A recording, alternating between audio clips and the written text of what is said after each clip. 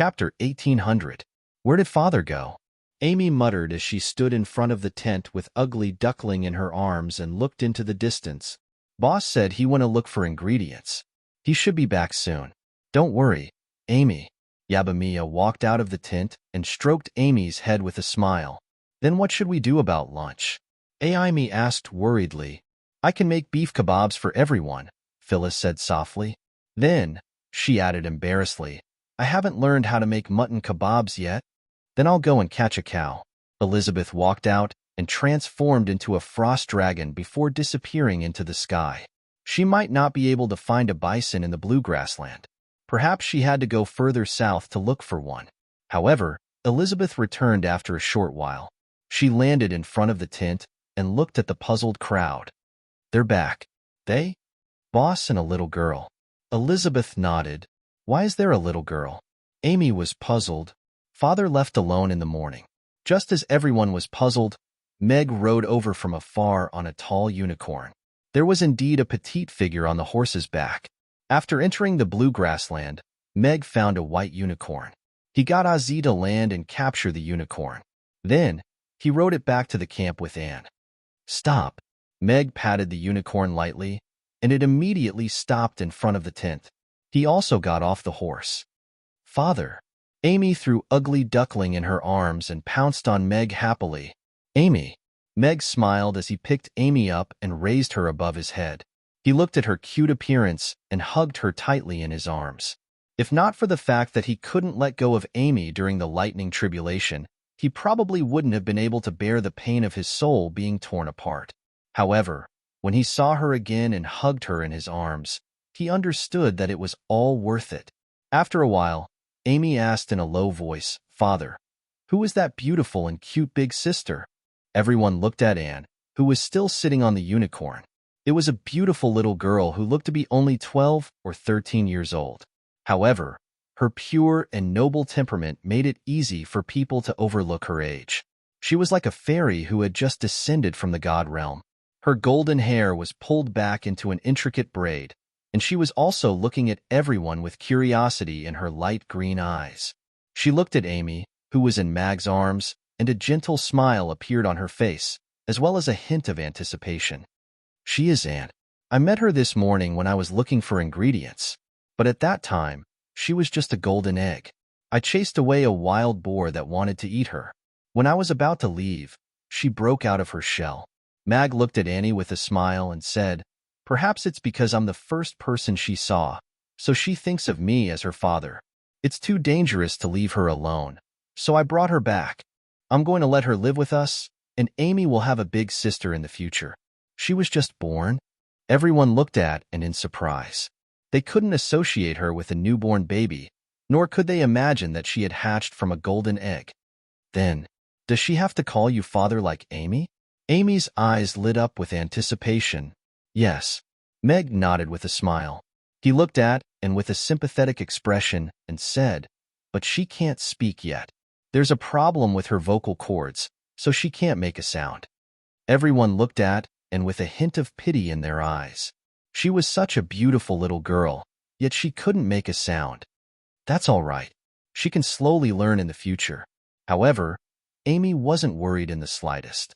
She extended her little hand toward and from Meg's arms and said with a smile, Big sister and I'm Amy. Let me help you get off the horse. And looked at Amy's little hand and hesitated momentarily before reaching out and gently grasping it. She then jumped off the horse's back. Your hand is so beautiful. Amy got down from Meg's arms, but she was still holding Anne's hand. She looked at her fair and slender fingers as she praised, and looked down at Amy and blinked. She didn't seem to understand what she was saying, but her eyes were filled with tenderness. Ugly Duckling, we both came from eggs, so why are you so ugly? Amy looked at Ugly Duckling with a disdainful expression. Meow. Ugly Duckling meowed aggrievedly. It walked around Anne's feet twice, sniffed, and then squinted its eyes as it rubbed its head against her calf intimately. Ugly Duckling is actually taking the initiative to be friendly? Meg was a little surprised. This little fellow usually looked down on everyone except for Amy. He didn't expect it to be so affectionate toward, and the first time it met her. Ozzy was also like that previously. Given its arrogant personality, other than the suppression of Irina and Amy's bloodline, it would usually only be affectionate toward him. It would never take the initiative to get its head rubbed.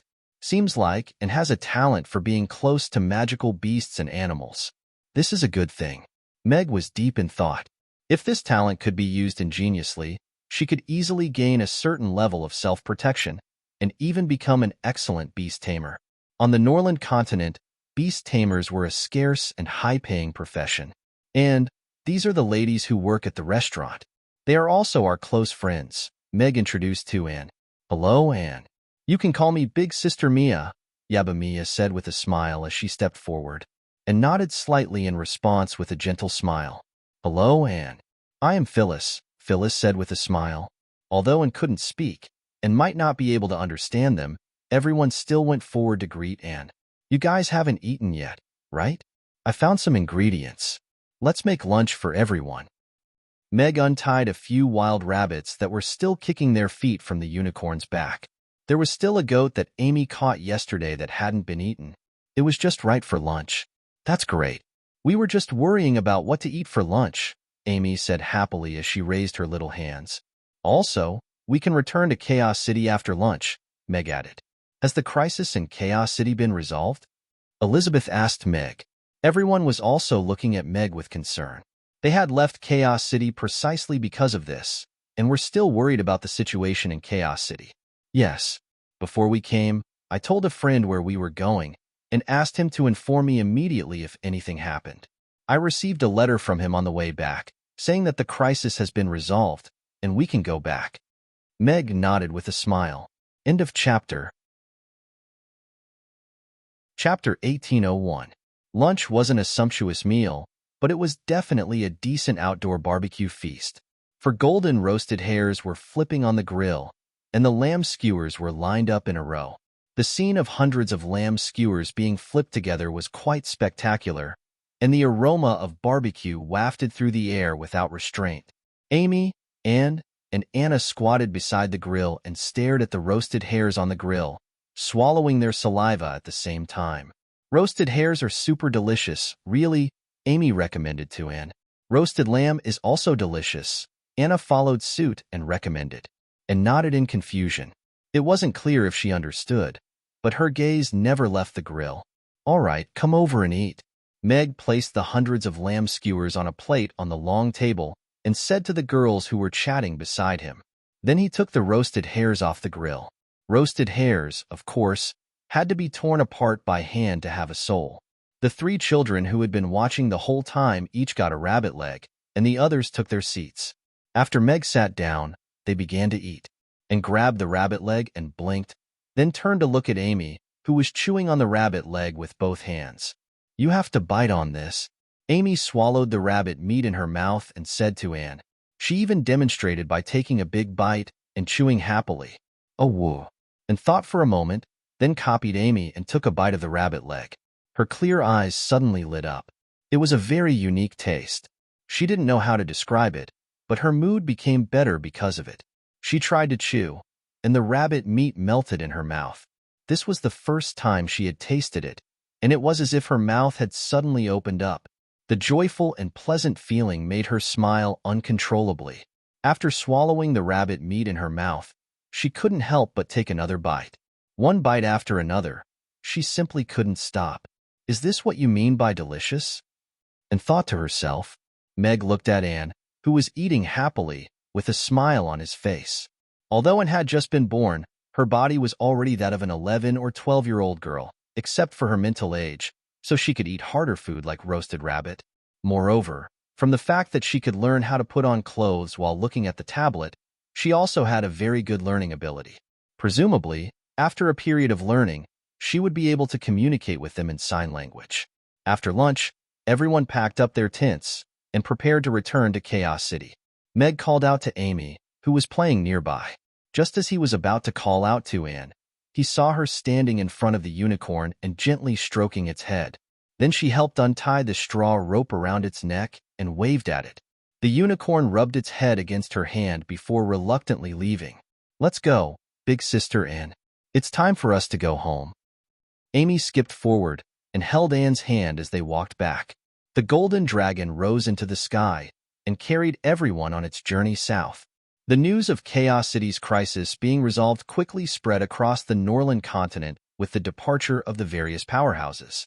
The residents of Chaos City who had left because of the news of the crisis also embarked on their return journey. "Mother, you have to make a decision for me. Nothing happened when we came out this time. You have to ask Father to withdraw his decision when we go back. If Gloria really inherits the family business, then our family Moriton's huge business will only end up in the hands of an outsider." Cyril, who had just received the news of returning to Chaos City, rushed to the old lady's room with his wife and 2 children. "Yes, Mother. We have a hard life. My husband has done his best for the family and even sacrificed his life for it. That little lass wants to snatch the family business away just because she knows how to say a few words to please the chief. This is really intolerable." Aviva was also sobbing. "Grandmother, look at what we're wearing now. We're not even as good as servants. Gloria thinks that she's the chief's favorite and spends lavishly. She's going to ruin this family sooner or later. You have to make a decision for us," Herty and Herney said coquettishly as they swung old lady Denise's hands. "That little lass is too much. Don't worry, Grandmother is here. I will make a decision for you. It's not the time for a junior like her to speak in this family." Old lady Denise looked at her precious son and 2 granddaughters with heartache and said angrily, "Arrange for the flying steeds to set off tomorrow morning to return in 3 batches. After getting off the flying steeds outside the city, they'll enter the city through different gates," Gloria instructed an old servant. Yes. The old servant nodded. He looked at Gloria and said, "Young mistress, are you going to the cloth workshop in the afternoon? Do you need me to prepare the carriage for you?" "Yes. I'm going to leave now. You can ask the carriage to wait for me in the front yard." Gloria nodded. Yes. The old servant nodded and quickly strode away. Gloria took out a notebook and also left the yard. She boarded the carriage that was already prepared. It was rare for her to come to Rodu, so Gloria didn't idle around for the past 2 days. She personally went to a few cloth workshops to check on the progress of the processing of the cloth stock, as well as the distribution of the new cotton yarn. Jeffrey's decision had been announced. Everyone knew that Gloria had replaced Cyril as the successor of family Moriton. It was also a little surprising that she was so concerned about this business that had been abandoned by her family. Gloria didn't think too much about it. She only knew one thing. As long as Jeffrey didn't abdicate, she would only be a successor. Cyril had been the successor for more than 20 years, and Jeffrey only needed to say one word to get rid of him. However, as long as the textile industry could turn its losses into profits, it could become a real business that truly belonged to her, just like Suede. And with Mr. Meg as an excellent partner, she was very confident in this. I wonder if Mr. Meg saw that letter. Fortunately, Chaos City is fine. But if he saw the letter and left, I wonder if he knows that the crisis in Chaos City has been resolved. Sitting in the carriage, Gloria couldn't help but worry. She thought about how she had stuffed the letter under Mr. Meg's door and felt her cheeks burning. Rodu, the royal palace. Your Majesty, His Highness the Second Prince and Princess Vanessa have arrived in Rodu. His Highness the Second Prince has fainted due to the exhaustion and shock of the journey. The royal doctors and the magic casters of the Magus Tower are treating him right now. A servant quickly strode into the royal study and knelt on the ground. Trash. He fainted after coming back to Rodu. Andre slammed the table with his face flushed red with anger. The servant kneeling on the ground trembled and didn't dare to say anything. Summon Sean and the Minister of the Interior to the palace for a meeting, Andre said in a low voice. No pop-up window. Chapter 1802. Meg and the rest returned to Chaos City successfully. The state of emergency had been lifted, and most of the ordinary residents only stayed at home for 2 days. After the ban was lifted, they couldn't wait to go out to the streets to look for food and shelter. Seeing the closed notice still hanging at the entrance of Mamie's, the customers who came specially could only sigh and go to Mana Hot Pot restaurant for their hot pot. Dykus walked into the city lord's office quickly and said to Michael, who was standing by the window, "My lord, Mr. Mack has rejected the request to book the restaurant again. That's an expected answer. Michael smiled, but many representatives wanted to go to Mamie's to hold a celebratory banquet. Now, Dicus was a little worried. This is our request. Mr. Mack has the right to reject it. There's no conflict. Michael shook his head with a smile. The celebratory banquet will be held in the banquet hall of the City Lord's castle. Invite the head chef of Dukas Restaurant to cook. Should we invite Mr. Alex? Dicus asked. Just send the invitation to Irina. They can decide whether to come or not. All right. Dicus turned and left. It's too much to ask the main character of this celebratory banquet to cook for everyone. Michael shook his head with a smile. Mamie's would have a smaller but more delicious celebratory banquet tonight. Mamie's would indeed have a banquet tonight, but it wasn't a celebratory banquet. It was a welcoming banquet for Anne, who had just arrived at the restaurant. Anne and Amy were playing in the playroom on the second floor, while the other ladies went back to their respective dormitories to shower and change. Hence, only Meg was preparing for the banquet in the kitchen alone. He was still thinking about how to talk to Irina about adopting Anne.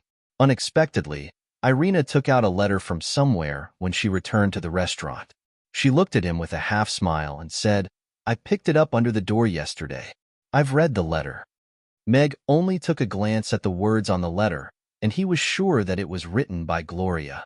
His eyelids twitched, and his smile stiffened. Miss Gloria and I are just ordinary work partners. Ordinary work partners can already recognize each other's handwriting. Irina's smile became even brighter. Or should I say, this isn't the first letter like this. Meg choked. Sometimes, it wasn't a good thing to have a good memory. He wasn't sure what Gloria wrote in the letter, but Miss Gloria was a well-mannered young lady from a wealthy family.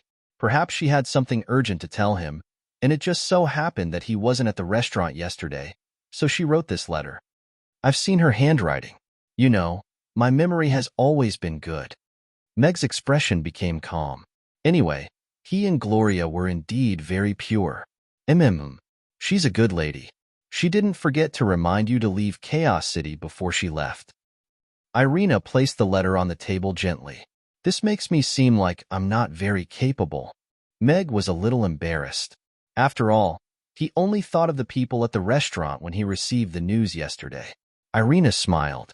She sized up Meg and curiously asked, Not only have you recovered your power, you've even improved? I was just struck by lightning and became like this when I came back to my senses. Now, I'm almost on par with that octopus monster in the seal, Meg said with a smile. Irina looked at Meg's smile, but the smile on her face gradually disappeared. She raised her hand slowly and placed it gently on Meg's face. She stared at him for a long time without saying anything. Meg felt the cold fingertips glide across his cheek, but his heart warmed. Next time, I won't allow you to force yourself. Meg nodded slightly. The atmosphere suddenly became a little more romantic. Meg looked at Irina's beautiful face, and her cheeks seemed to have a tinge of pink. It was a rare sight of her being shy. Michael invited us to the celebratory banquet, Irina said uncomfortably as she retracted her hand. Let's not go. I've already told them that we'll have dinner at the restaurant tonight. We'll hold a welcome banquet for Anne. Meg smiled and shook his head. Anne. Irina frowned. I was just about to tell you about this. I went through the lightning tribulation with that octopus monster this morning, and I almost didn't make it through the last lightning tribulation. Unexpectedly, that octopus monster was struck by lightning, and a little girl appeared. She saved me.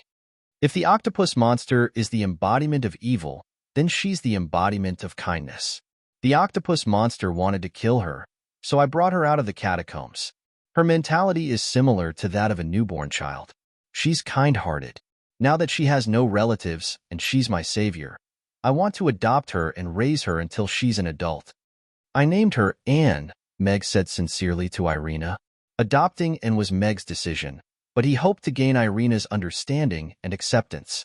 Irina didn't say anything for a long time. She just stared into Meg's eyes. Meg felt a little uneasy being stared at like that. She's really not a child that you made with another woman behind my back? Irina's gaze was a little dangerous. You can verify this point yourself. She's playing with Amy upstairs now, Meg said calmly. Irina immediately turned and walked towards the stairs. She went up to the second floor with light footsteps. Meg followed behind her. Irina stood at the entrance of the playroom. She looked at the young girl who was quietly watching Amy and Ugly Duckling play at the side. Her eyes were filled with surprise. The young girl looked to be 12 or 13 years old. She had an exquisite face and a tall and thin figure. What was more eye-catching was her holy aura. She had never seen such a clean person before. She was like the morning dew shining on the top leaves of the tree in the morning. It was as if she wasn't tainted by any smoke or fire at all. With just one look, she was sure that Meg wasn't lying. After all, he was still in the army at the border of the Roth Empire 11 or 12 years ago. Moreover, she was such a clean and pure person. She shouldn't belong to this world. And heard the sound and turned to look at the door with a polite smile. "Mother." Amy threw down the toy in her hand and jumped into Irina's arms. Then, she couldn't wait to introduce her to Irina. "This is Big Sister, and Father said that she would live with us in the future. Although she can't speak now, she's really a very gentle big sister.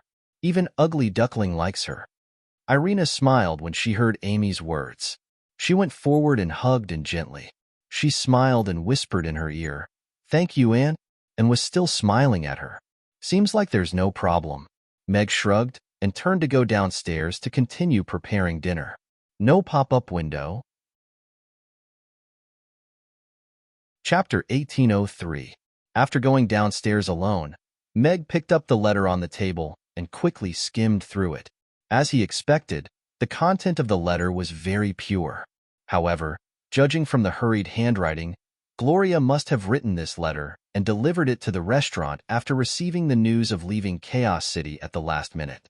With family Moriton's influence, it was not surprising that they received the news of Chaos City's crisis in advance. However, Gloria still specially came to inform him to leave Chaos City in such an urgent situation. Her sincerity really touched him. Miss Gloria is really a trustworthy partner. Seems like we can continue to work together in the future. Meg stuffed the letter back into the envelope and casually threw it on the counter before going into the kitchen. A head popped out from the corner of the stairs silently. Irina glanced at the letter that was casually thrown on the counter and nodded thoughtfully. Meg's lips curled up slightly. After the upgrade, his hearing had improved greatly, so he naturally discovered Irina coming downstairs. "I agreed to adopt Anne." Irina walked to the kitchen door and said to Meg, who was washing the vegetables, "She's a beautiful and obedient child, and Amy likes her too. It's great that you like her." Meg turned to look at her with a smile. Time seemed to have frozen on her face. She still looked like a young girl, but her every frown and smile had an incomparable charm. That pair of blue eyes was as pure and deep as the sea, and one could not help but sink into them. Meg looked at her in a daze. Irina met his burning gaze and felt her cheeks heating up inexplicably. She was a little shy and a little happy at the same time. She rebuked, "Why are you staring at me? Is there something on my face?" "It's a little pretty," Meg said with a smile. "TSK, when did you learn to say such things?" Irina narrowed her eyes and sized up Meg. Her curled lips revealed her feelings. "Do you know what I was thinking when the last bolt of lightning struck today?" Meg asked with a smile. "Dying." Meg choked. It was so accurate. However, he quickly prepared himself mentally and looked at Irina with a gentle gaze. "I'm thinking that if I die without loving you properly one more time, then there's no point in living again." Irina looked at Meg in surprise. "Hello, Irina. I'm Meg. Are you willing to become the lady boss of Mamis?" Meg knelt on one knee. A sapphire ring appeared on his hand as if by magic, and he handed it to Irina. Irina opened her mouth slightly and looked at Meg, who was half kneeling on the ground. The man in front of her took off his armor and put down his invincible heavy sword. He wore a clean chef's uniform and offered the highest etiquette of a knight. He spoke to her gently and firmly. She wasn't the wife of a peerless general, nor was she the beauty of a dragon-slaying warrior. She was just the lady boss of a restaurant. But it was like a bouquet of pink flowers that smashed into her heart. The grievances and suffering she had suffered in the past 3 years, the tears that quietly flowed in the night, were all worth it at this moment.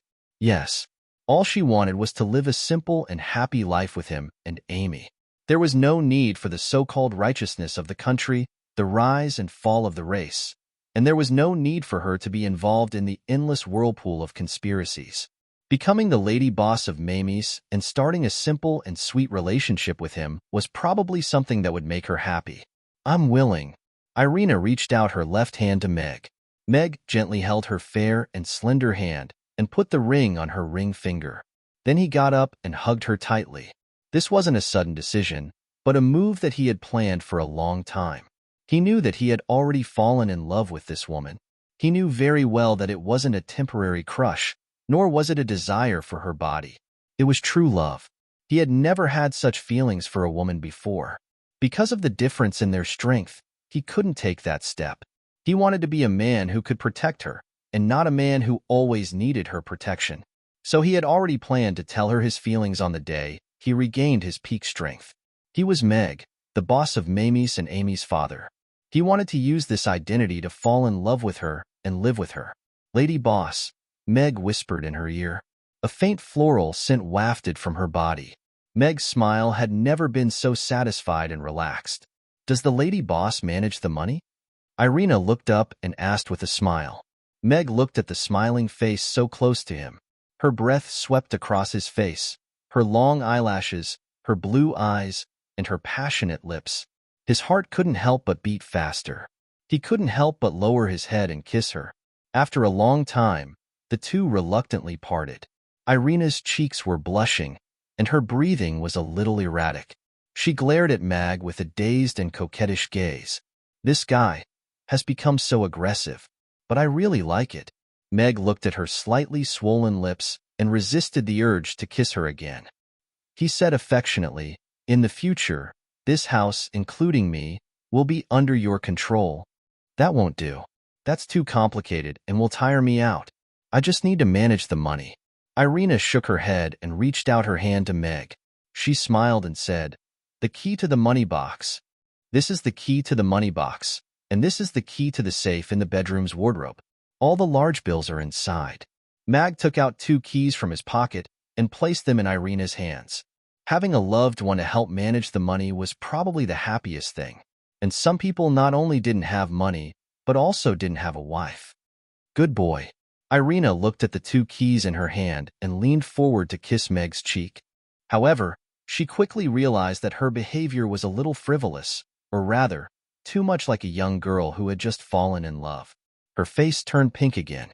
Meg was a little flattered and touched his face. Then he looked at Irina with a smile and said, "Go sit down and rest for a while. Leave the kitchen to me. It's all this guy's fault. He actually treats me like a child." Irina looked at Meg, and a sweet feeling welled up in her heart. All of a sudden, her eyes lit up, and she said, "Why don't I change my identity and appearance as well? That way, I'll be able to officially become the boss of the restaurant, and Amy will be able to call me mother in front of outsiders. Also, we won't have to worry about those malicious people targeting us." "Don't you feel wronged?" Meg looked at her a little worriedly. "Why would I feel wronged? I've thought about it before. If we want to stay away from those complicated things, we have to find a place that's isolated from the rest of the world. It's not fair to Amy. If we can live in Chaos City just by changing our clothes during the day, and Amy can be with her friends, why not?" Irina said matter-of-factly, "All right. From tomorrow onwards, let's get to know each other again." Meg looked at Irina with a smile. Chapter 1804. I think I can smell the sour smell of love. Amy, who was lying on the stairs, turned around to look at Anne. "Sister Anne, did you find out?" and shrugged with a smile. She didn't directly express her attitude, but her smile was exceptionally bright. In addition to the restaurant staff, Meg also invited Connie to the banquet. Sally's identity was too special, so he didn't invite her. Barbara had already sent a message that she would attend the banquet tonight instead of the City Lord's Mansion's celebration banquet. Camilla would also be coming tonight. Meg didn't invite anyone else. Tonight was Anne's welcome banquet to officially welcome and into Amy's big family. Not long after, Yabamiya and the others arrived at the restaurant one after another. They began to set up the dining area and help prepare the ingredients. What a cute little girl. Is this Anne? I'm Sister Barbara. This is a little moon for you. I really brought it back from the moon. Barbara took out a crescent-shaped glowing jade and stuffed it into Anne's hand, and held the little moon in her hand, her eyes sparkling. This little girl is quite cute. Then I'll give you this bracelet. Camilla casually untied a delicate black jade bracelet from her wrist and hung it on Anne's hand. Everyone had brought gifts for Annie, and they piled up into a small mountain on the table, and looked at the beautifully wrapped gifts with her mouth slightly open. Although she couldn't express it with words, one could see the joy in her heart from her smile. That's great. Luckily, I turned down the City Lord's mansion's invitation. Otherwise, I would have missed this important moment. Connie placed the gifts on the table and said happily, Sister Connie, you're the last to arrive. Did you get lost again? Amy looked at Connie and asked, No, I just spent some time preparing the gifts for Anne. Connie blushed and shook her head. Ding. The system has completed the task of resealing the octopus monster. The system has obtained a recipe for the octopus tentacle series, including stir-fried octopus tentacles, octopus balls, octopus sashimi, and octopus in soy sauce. Ding. The octopus tentacle processing plant has been built and is in the process of debugging. Host, please set up a sales channel within 7 days and promote the way to eat octopus tentacles. Meg, who was busy cooking in the kitchen, suddenly heard the system's voice in his mind. Meg raised his eyebrows as he looked at the glittering recipe that appeared in his mind. Stir-fried octopus tentacles, octopus balls, and pickled octopus was one thing. But what the hell was this octopus sashimi? This was a slice of a great old one. Even though Meg was a wild eater, he still felt a little uncomfortable in his stomach. After all, his previous mission punishment was the octopus sashimi. Now, he had to make and promote this dish, which made him feel a little guilty. He couldn't even eat the small octopus sashimi, let alone the octopus monster that he had personally killed. At the same time, he was also surprised by the system's efficiency. He had just resealed the octopus monster in the morning, and now the system had already built the processing plant and entered the production debugging stage.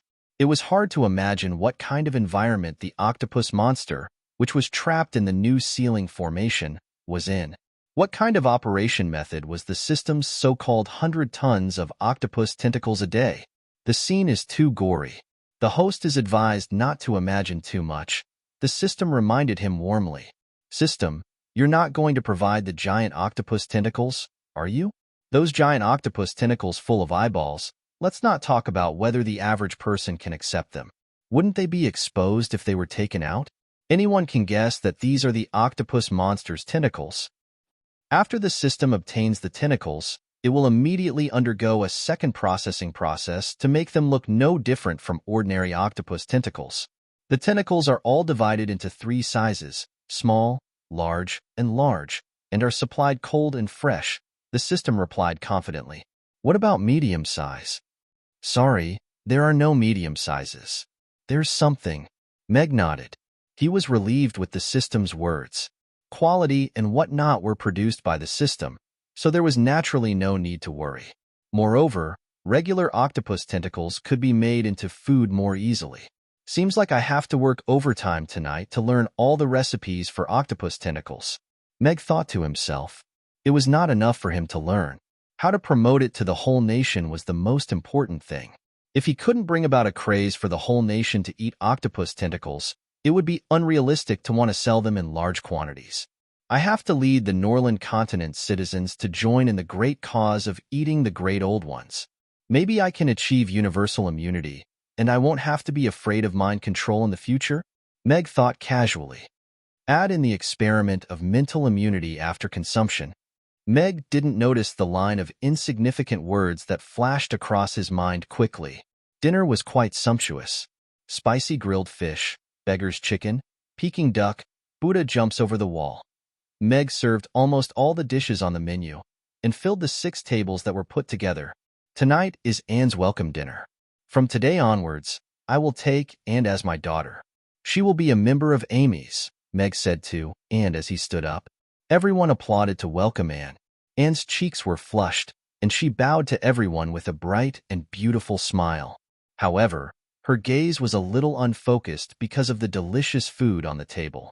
"All right, everyone, let's eat," Meg said with a smile as he sat down again. Everyone then started to dig in. Amy sat beside Anne. As she ate, she recommended and introduced various ways of eating food to her. She taught by example as if she was a little sister, and obediently followed Amy's method and tasted all the food. The expression on her face became exciting and blissful because of the delicious food. The sumptuous dinner ended with everyone's enjoyment. "Everyone, I have an announcement to make." Barbara stood up and looked at everyone with some reluctance. "I will be leaving the restaurant for a period of time tomorrow. I promised my father that I would return to the Moon Nation with him. However, I will be back soon." "It's all right. You haven't been home for so long, so of course you have to go back and take a look. We will wait for your return," Mia said with a smile.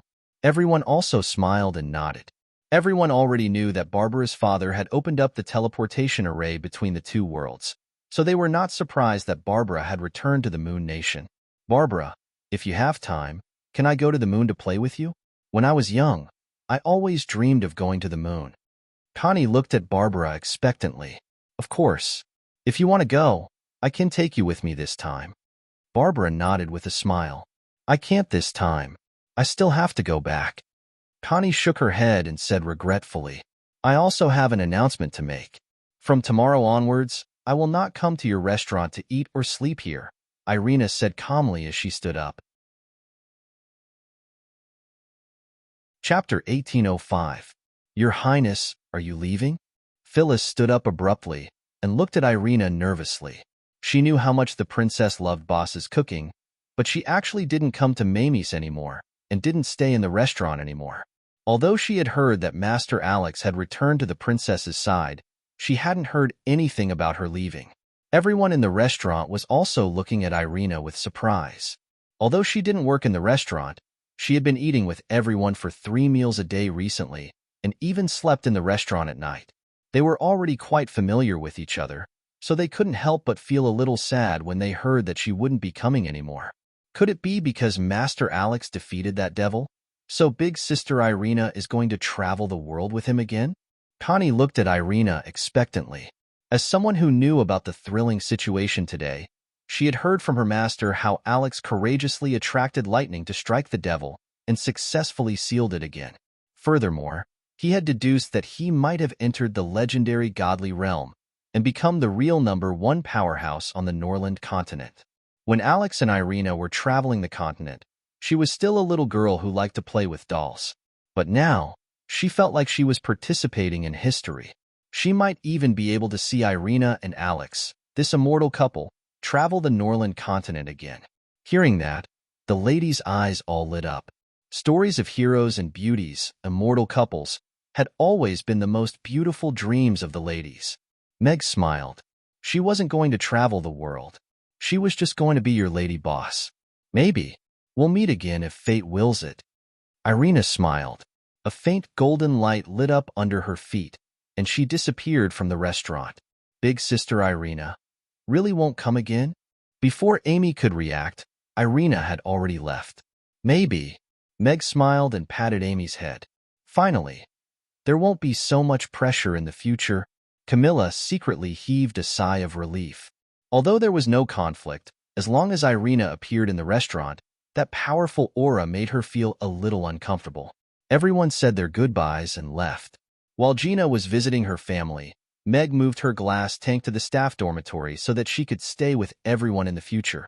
The second floor of the restaurant had returned to their private space and had joined the family, and Amy was gradually growing up. It was time for them to have their own rooms. As the head of the family, the master bedroom naturally belonged to Irina. As for when he would be able to step into the master bedroom openly and sleep on that big bed, he had no idea. After closing the restaurant door, Meg took the 2 little guys upstairs. "Father, did Mother really leave? Is she really not going to sleep with us tonight?" Amy still hadn't recovered from Irina's sudden departure. "Amy, your father has arranged a new room for you and Anne. From now on, you 2 little guys can sleep together." The 3 of them had just reached the staircase on the second floor when Irina, who was wearing a bathrobe, walked out of the bathroom. She pointed at the room that originally belonged to Gina and smiled. So Mother didn't leave. And we have a new room? Amy's eyes lit up. She held Anne's little hand and said, "Let's go, Sister Anne. Let's go take a look at our new room." Only Meg and Irina were left in the hallway. Meg looked at Irina, who had just come out of the shower. Her slender, round thighs were exposed from the opening of the bathrobe. Her full breasts were faintly visible through the loose bathrobe. There was a faint blush on her fair face, like a lotus that had just come out of the water. She was exceptionally alluring.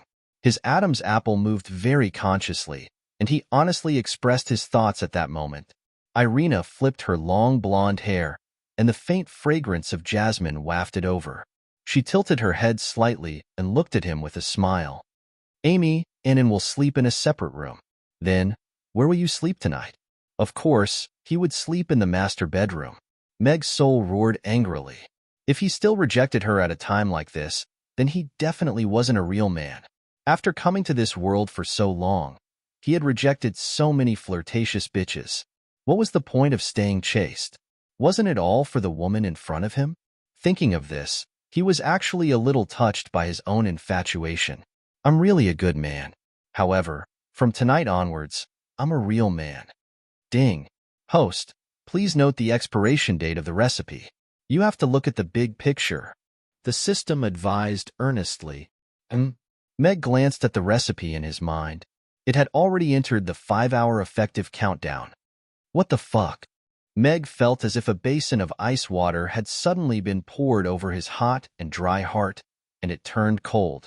Irina looked at Meg, who was a little stunned. She couldn't help but feel a little embarrassed and angry, but she also felt that it was very interesting. "Mother, quickly come over and see. Our room is awesome." Amy poked her little head out of the room and called out to Irina, "You should sleep in the study tonight." Irina glared at Meg, tied the belt of her bathrobe, and walked towards Amy's room with her slender waist swaying. She couldn't hide the smile on her face. Meg spread his hands helplessly. However, this was also good. After all, he could learn all the recipes tonight, and there would be plenty of time in the future. As a god, even if he was a fake god, he had to be more mature. After calming himself down, Meg walked to Amy and Anne's new room with the same smile on his face.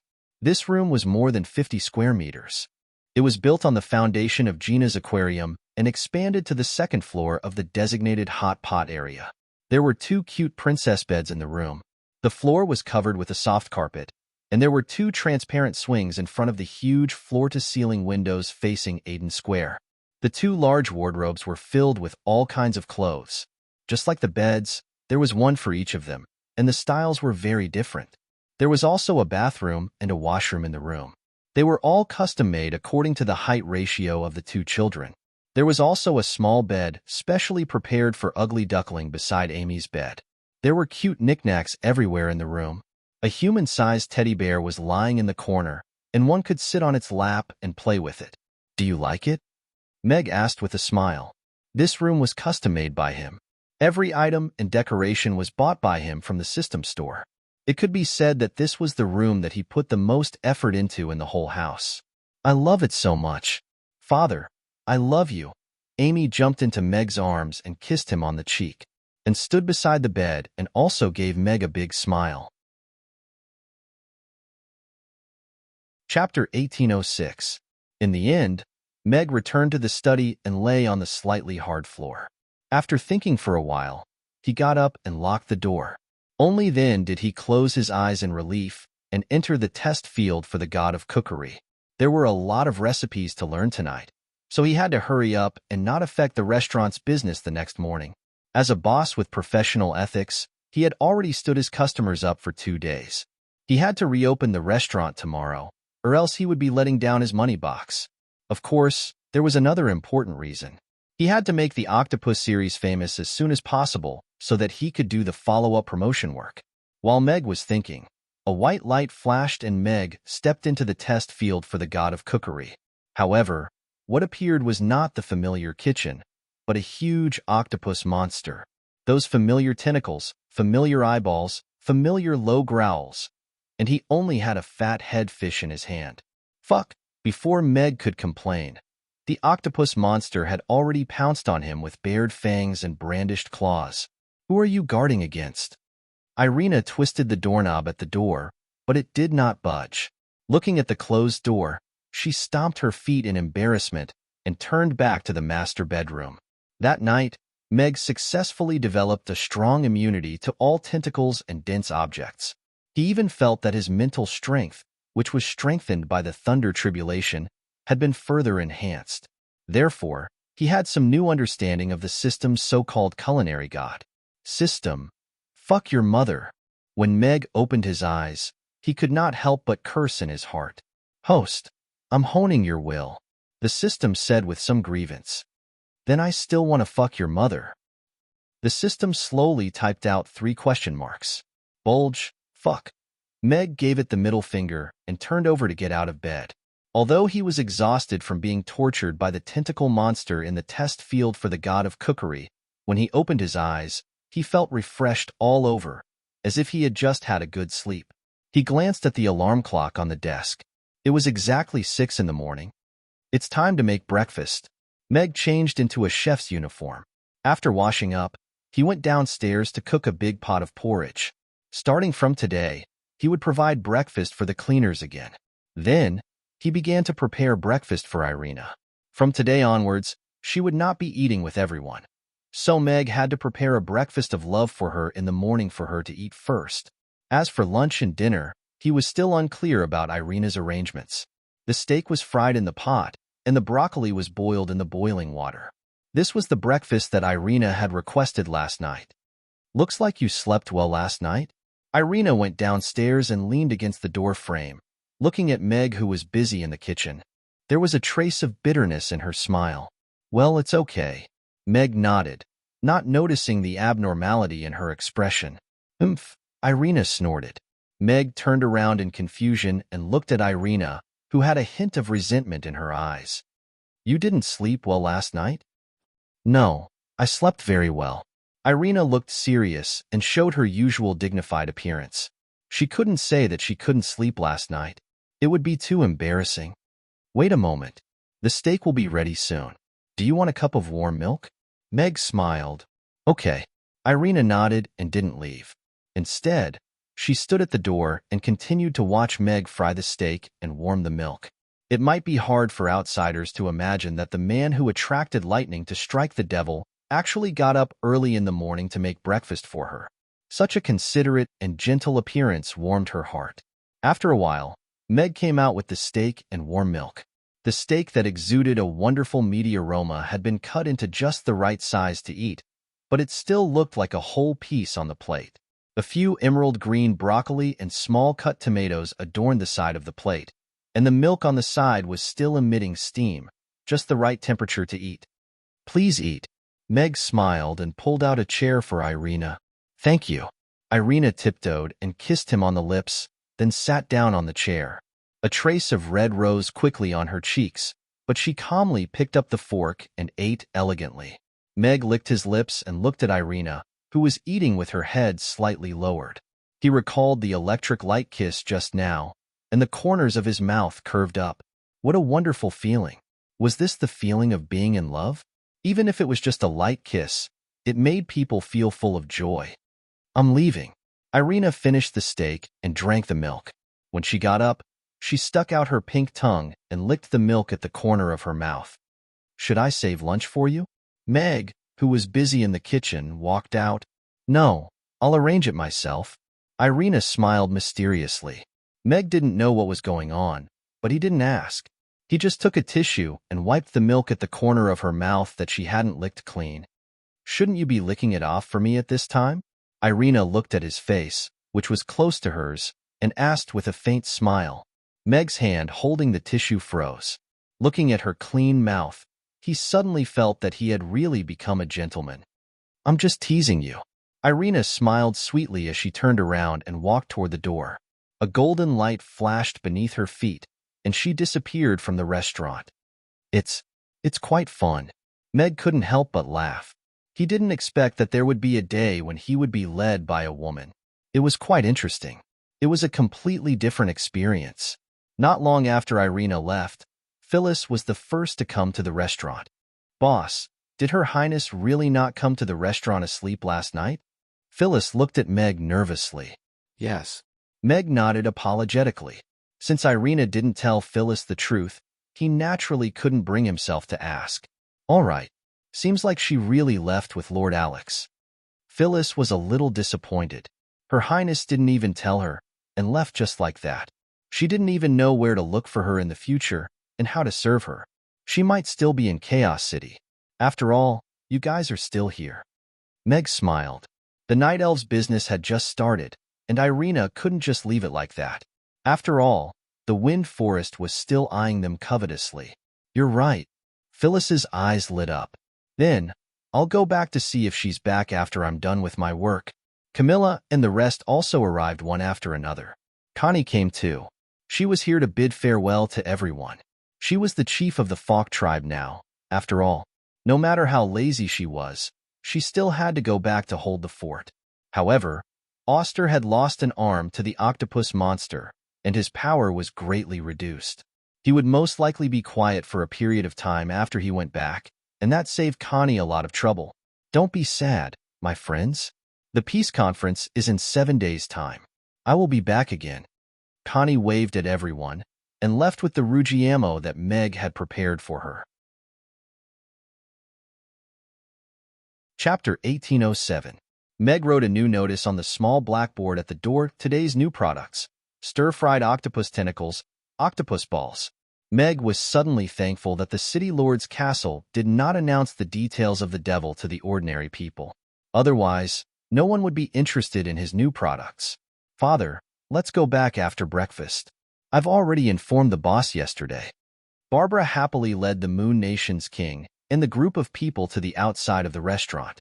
She raised her hand to knock on the door and glanced at the conspicuous small blackboard hanging on the door. Barbara and the group of people from the Moon Nation stared with their eyes wide open when they saw the two new dishes. Their expressions suddenly became a little indescribable. I suddenly don't have much of an appetite. Why don't we skip breakfast? Barbara smoothed her churning stomach. When she saw the octopus tentacles, she couldn't help but recall the octopus monster with countless terrifying tentacles in the dark cave. All right, let's go back to the palace for breakfast. The king smiled and nodded. This boss was rather interesting to launch these two new products at such a time. The rest of the powerhouses from the Moon Nation naturally had no objections. Although they could not forget the boss' culinary skills, the octopus monster had a great impact on them. Many of them even had nightmares last night. Barbara rang the bell, and Mia opened the door to let them in. There's still 20 minutes before the opening ceremony. What would you like to eat? Meg looked at Barbara and asked with a smile. Boss, we've decided not to have breakfast in the restaurant. We plan to go back earlier. Barbara's complexion recovered a lot, but she still felt that she could not eat for a while. She was flustered. Meg glanced at Barbara, who had an unnatural expression, and guessed that she felt nauseous because of the two new dishes. He couldn't help but find it funny. Mr. Meg, thank you for taking care of my daughter during this period of time. This is a small token of my appreciation. I hope you can accept it. King Kenneth stepped forward and took out a large chest that was half a person's height from the king's scepter, placing it in front of Meg. Meg glanced at the wooden box that could fit a young lady. The edges were wrapped in gold, and the surface was inlaid with large and small gems. Whether it was gold or something more valuable, it was obviously a large sum of money. There's no need to be so polite, Your Majesty. Princess Barbara is a very exceptional talent. Even if she doesn't stay in the restaurant, I'm sure she'll be able to live a very good life on the Norland continent, Meg said with a vibrant smile. Barbara, who had heard Meg's flattery for the first time, raised her chin proudly. Of course, I'm the princess of the Moon Nation. Kenneth smiled a little dotingly. If you're in a hurry to return to the Moon Nation, why don't you pack some food to bring back? Breakfast is basically ready. After receiving such a large chest of treasures, Meg naturally couldn't let them go back empty-handed. Otherwise, it would seem that the people of the Norland continent were too stingy. Barbara, who didn't have much of an appetite, heard that, and her eyes lit up. She looked at Meg and asked, Boss, is tofu pudding okay too? I want to bring some back for my mother. According to the rules, tofu pudding couldn't be taken out. Meg frowned and pondered for a while before asking, "How long will this teleportation take? After the teleportation, how long will it take for you to send the tofu pudding to your mother?" Barbara pondered for a while and said, "The teleportation only takes an instant. It will take about 2 minutes to run from the underground palace to my mother's bedroom. It will be delivered within 3 minutes, and it won't affect the taste." "That's good too. I'll make an exception and pack a portion of tofu pudding for you." Meg nodded. It wasn't that he was unreasonable usually. Firstly, there wasn't a lot of tofu pudding, and there wasn't enough for them to eat at a restaurant. Secondly, the tofu pudding couldn't be shaken and would break into pieces easily. Once it turned cold, the taste and texture would plummet. It was on a completely different level from eating at a restaurant. "That's great. Then I'll have a portion of sweet tofu pudding," Barbara said happily. She didn't expect the boss, who always talked about the rules, would actually agree to this request. Now that she was in a good mood, Barbara felt a little hungry. She thought about how she wouldn't be able to eat Mamie's delicacies for a while after returning to the Moon Nation. So she said, "I'll have a portion of soy milk and 2 youtiao." Following that, King Kenneth and the powerhouses of the Moon Nation also ordered their breakfast under Barbara's guidance. Meg packed their food into boxes one by one. Then, the group of people carried their breakfast bags and stood in the teleportation portal in the middle of the restaurant. "Goodbye, everyone. I'll be back soon." Barbara waved at everyone. "Big sister Barbara, remember to bring a rabbit back." "Father said that the rabbit on the moon is super delicious," Amy called out loudly. "Okay." Barbara's voice dragged out the last syllable, and it disappeared along with a flash of white light. Everyone waved at the air, and then started the preparation work for the morning business. Meg, on the other hand, carried the heavy box with both hands and slowly went upstairs to the second floor. The box was very heavy, about 500 to 600 kilograms. This was naturally nothing to Meg, but in order to maintain his image as a pretty boy, he could only appear to have some difficulty. When he reached the study on the second floor, Meg lifted the lid of the wooden box. Just as he lifted a corner, a bright light had already lit up the entire room. Meg hurriedly put the lid back down, turned around, locked the door, and drew the curtains. Only then did he lift the lid of the wooden box with ease. Hiss! A whole box of glowing gemstones appeared in front of Meg's eyes. Rubies, emeralds, sapphires, opals, super diamonds. This employee is really a profitable investment. Meg picked up a bright sapphire and tossed it in his hand. Any gemstone here could be sold for the price of 1,000,000 copper coins, and there were about 400 to 500 such gemstones in the box. As expected of the king, such a small gift is so interesting. Meg casually picked up 2 gemstones in his hand, then closed the lid. He walked around the study a few times, then finally moved the bookshelf away, dug a small hole in the wall behind, and then carefully hid the 2 gemstones inside. He moved the bookshelf back to its original position, then looked around to make sure that there were no traces left behind. He opened the door with a bright smile and went downstairs. "Wow, Mr. Mac is going to launch 2 new dishes today. 2 days of rest, 2 new dishes. Feel like we're making a killing? What's an octopus? What's an octopus tentacle? Who can explain this to me?" This octopus is a kind of aquatic product in the sea. It's like a flat winter melon, and its stomach is full of tail-like tentacles. It's a kind of aquatic product commonly seen by the sea, but usually no one eats it. At the entrance of the restaurant, the customers lined up to look at the notice hanging on the door and were having a heated discussion. Chapter 1808. You may be making a killing, but I will never lose out. Meg stood in front of the one-way floor-to-ceiling window and listened to the discussions of the customers outside with a smile on his face. A chef's greatest satisfaction was to be able to let the customers maintain their enthusiasm and anticipation for the new product. Amy stood behind Meg with Ugly Duckling in her arms and asked curiously, "Father, why didn't you make a new product for all of us in the morning?" Everyone also looked at Meg. Usually, when Meg launched a new product, he would make a taste test for everyone in advance. However, he didn't do that this time. Meg pondered. It wasn't easy for Meg to come out of the test field for the god of cookery, so he really couldn't eat anything related to octopus so early in the morning. Of course, he didn't doubt that the stir-fried octopus tentacles and octopus balls that he made would be amazingly delicious. Because these two dishes aren't suitable for breakfast, I categorized them into stir-fried dishes and snacks. Let's eat them at little Amy's in the afternoon, Meg said with a smile. Okay, I want to eat the balls. Amy nodded her little head. She was craving the cute balls on the menu just now. Okay. Meg smiled dotingly. He thought that octopus balls would become the most popular snack among children again after ice cream. It was 7:30 a.m., and Meg opened the restaurant's door on time.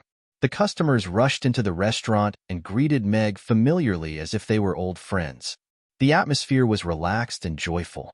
Perhaps this is what a lively life should be like. Meg raised his eyebrows slightly. If he stood here as Alex now, he would lose this group of customers and friends who gathered here for the food. Harrison put down the menu in his hand and asked Meg dejectedly, "Mr. Mack, isn't the new product launched in the morning?" "Yes, the new product isn't considered breakfast. It will be launched officially at noon today," Meg said with a smile. Harrison sighed and said, "That's too bad. I wanted to eat a cute ball to soothe my stomach after being left out for 2 days." The customers, who were full of anticipation, all looked at Meg with resentment. They were happy for nothing. Meg pretended not to see it. Sargeras walked in and respectfully said to Meg, "Mr. Meg, we need 200 Ruggiamos." "Has the Burning Legion expanded again?" Meg looked at Sargeras. "Hee, yes. Another batch of clansmen has arrived," Sargeras said with a silly smile. "Okay." Meg nodded his head and turned, "Mr. Mack?" Barbara's departure made the staff in the restaurant a little tight. Fortunately, Jane and Angela had gradually familiarized themselves with the work in the restaurant and quickly filled the gap. The customers walked out of the restaurant with satisfied faces after eating and drinking to their heart's content. It was a new day full of vitality. "Take care." Yabamiya sent the last customer off with a smile, closed the door, and heaved a long sigh of relief. "Thank you for your hard work," Meg said with a smile as he walked out of the kitchen, removed his apron, and put it aside. Elizabeth cleaned the restaurant, and the girls went to Yabamiya's ice cream shop together. Amy in and followed them. "Boss, my father asked me to pass this to you." Gina didn't leave with the rest. After everyone left, she took out an exquisite jade box from a crystal ball and placed it on the table gently. "What is this?" Meg looked at the rectangular jade box that was about 1/2 meter long and 10 centimeters wide, and looked at Gina with confusion. "Please open it gently." Gina took a step back and blushed slightly. "Another thank you gift?" Meg's eyes lit up slightly. He received 2 big gifts early in the morning, and they were both from the leader of a tribe. He couldn't help but look forward to it. Although Lantis had been sealed at the bottom of the sea for thousands of years, their heritage hadn't been broken. Their civilization had sunk to the bottom of the sea with the ruins, so there should be a lot of good stuff. Meg opened the lid of the jade box with anticipation. There wasn't a scene of radiance as he expected. An ancient black scepter lay quietly in that exquisite white jade box. The black scepter looked like it was carved out of black jade. There was a blue crystal ball embedded at the top, and many mysterious and ancient runes were engraved on the smooth and exquisite scepter. Although there wasn't any radiance, Meg could feel an ancient aura from this scepter. "This is..." Meg looked up at Gina. He couldn't understand why Lantis would give him such an important scepter. "This is the Deep Sea Scepter, the symbol of the highest authority of Lantis. It is also the only holy item of Lantis," Gina explained solemnly. "Why would you give such a precious scepter to me? I am not a mage." Meg was even more puzzled. Gina suddenly raised the scepter above her head with both hands and knelt on one knee in front of Meg as she respectfully said, "Lantis requests Mr. Meg to become the guardian of Lantis. You will wield the scepter, protect Lantis, and enjoy Lantis' offerings." This, Meg was a little confused by Gina's sudden yellow robe. "Gina, I am willing to follow you for the rest of my life. I will be your slave and serve you." Gina finished her sentence with a red face. The yellow robe and the promise of a beauty seemed to have reached the peak of life. However, Meg had just confessed successfully yesterday, and his wife had officially announced her return. He couldn't afford to mess around. Gina, get up first. Meg hurriedly helped Gina up from the ground. He didn't hide his dual identities from Lantis. He could deduce that this decision was made after seeing him attract lightning to strike that octopus monster yesterday. Even he couldn't help but admire the boldness of the king of Lantis to be able to hand over the control of Lantis completely and let the princess of a tribe follow him. However, Irina had finally gotten rid of the restriction of her identity as an elven princess. He naturally didn't want to bear the burden of protecting a tribe. The title of guardian deity was not a joke. Lantis had already started to step into this world officially. There might be conflicts with the other tribes someday. As the owner of the Deep Sea Scepter, he definitely couldn't just stand by and watch. If he agreed, it would be equivalent to licking a lot of karma for himself. Gina's face was red. She didn't dare to look at Meg directly, but she couldn't help but sneak a peek at him. Her gaze was a little shy, but also a little expectant. She was so nervous that she didn't even know where to place her hands.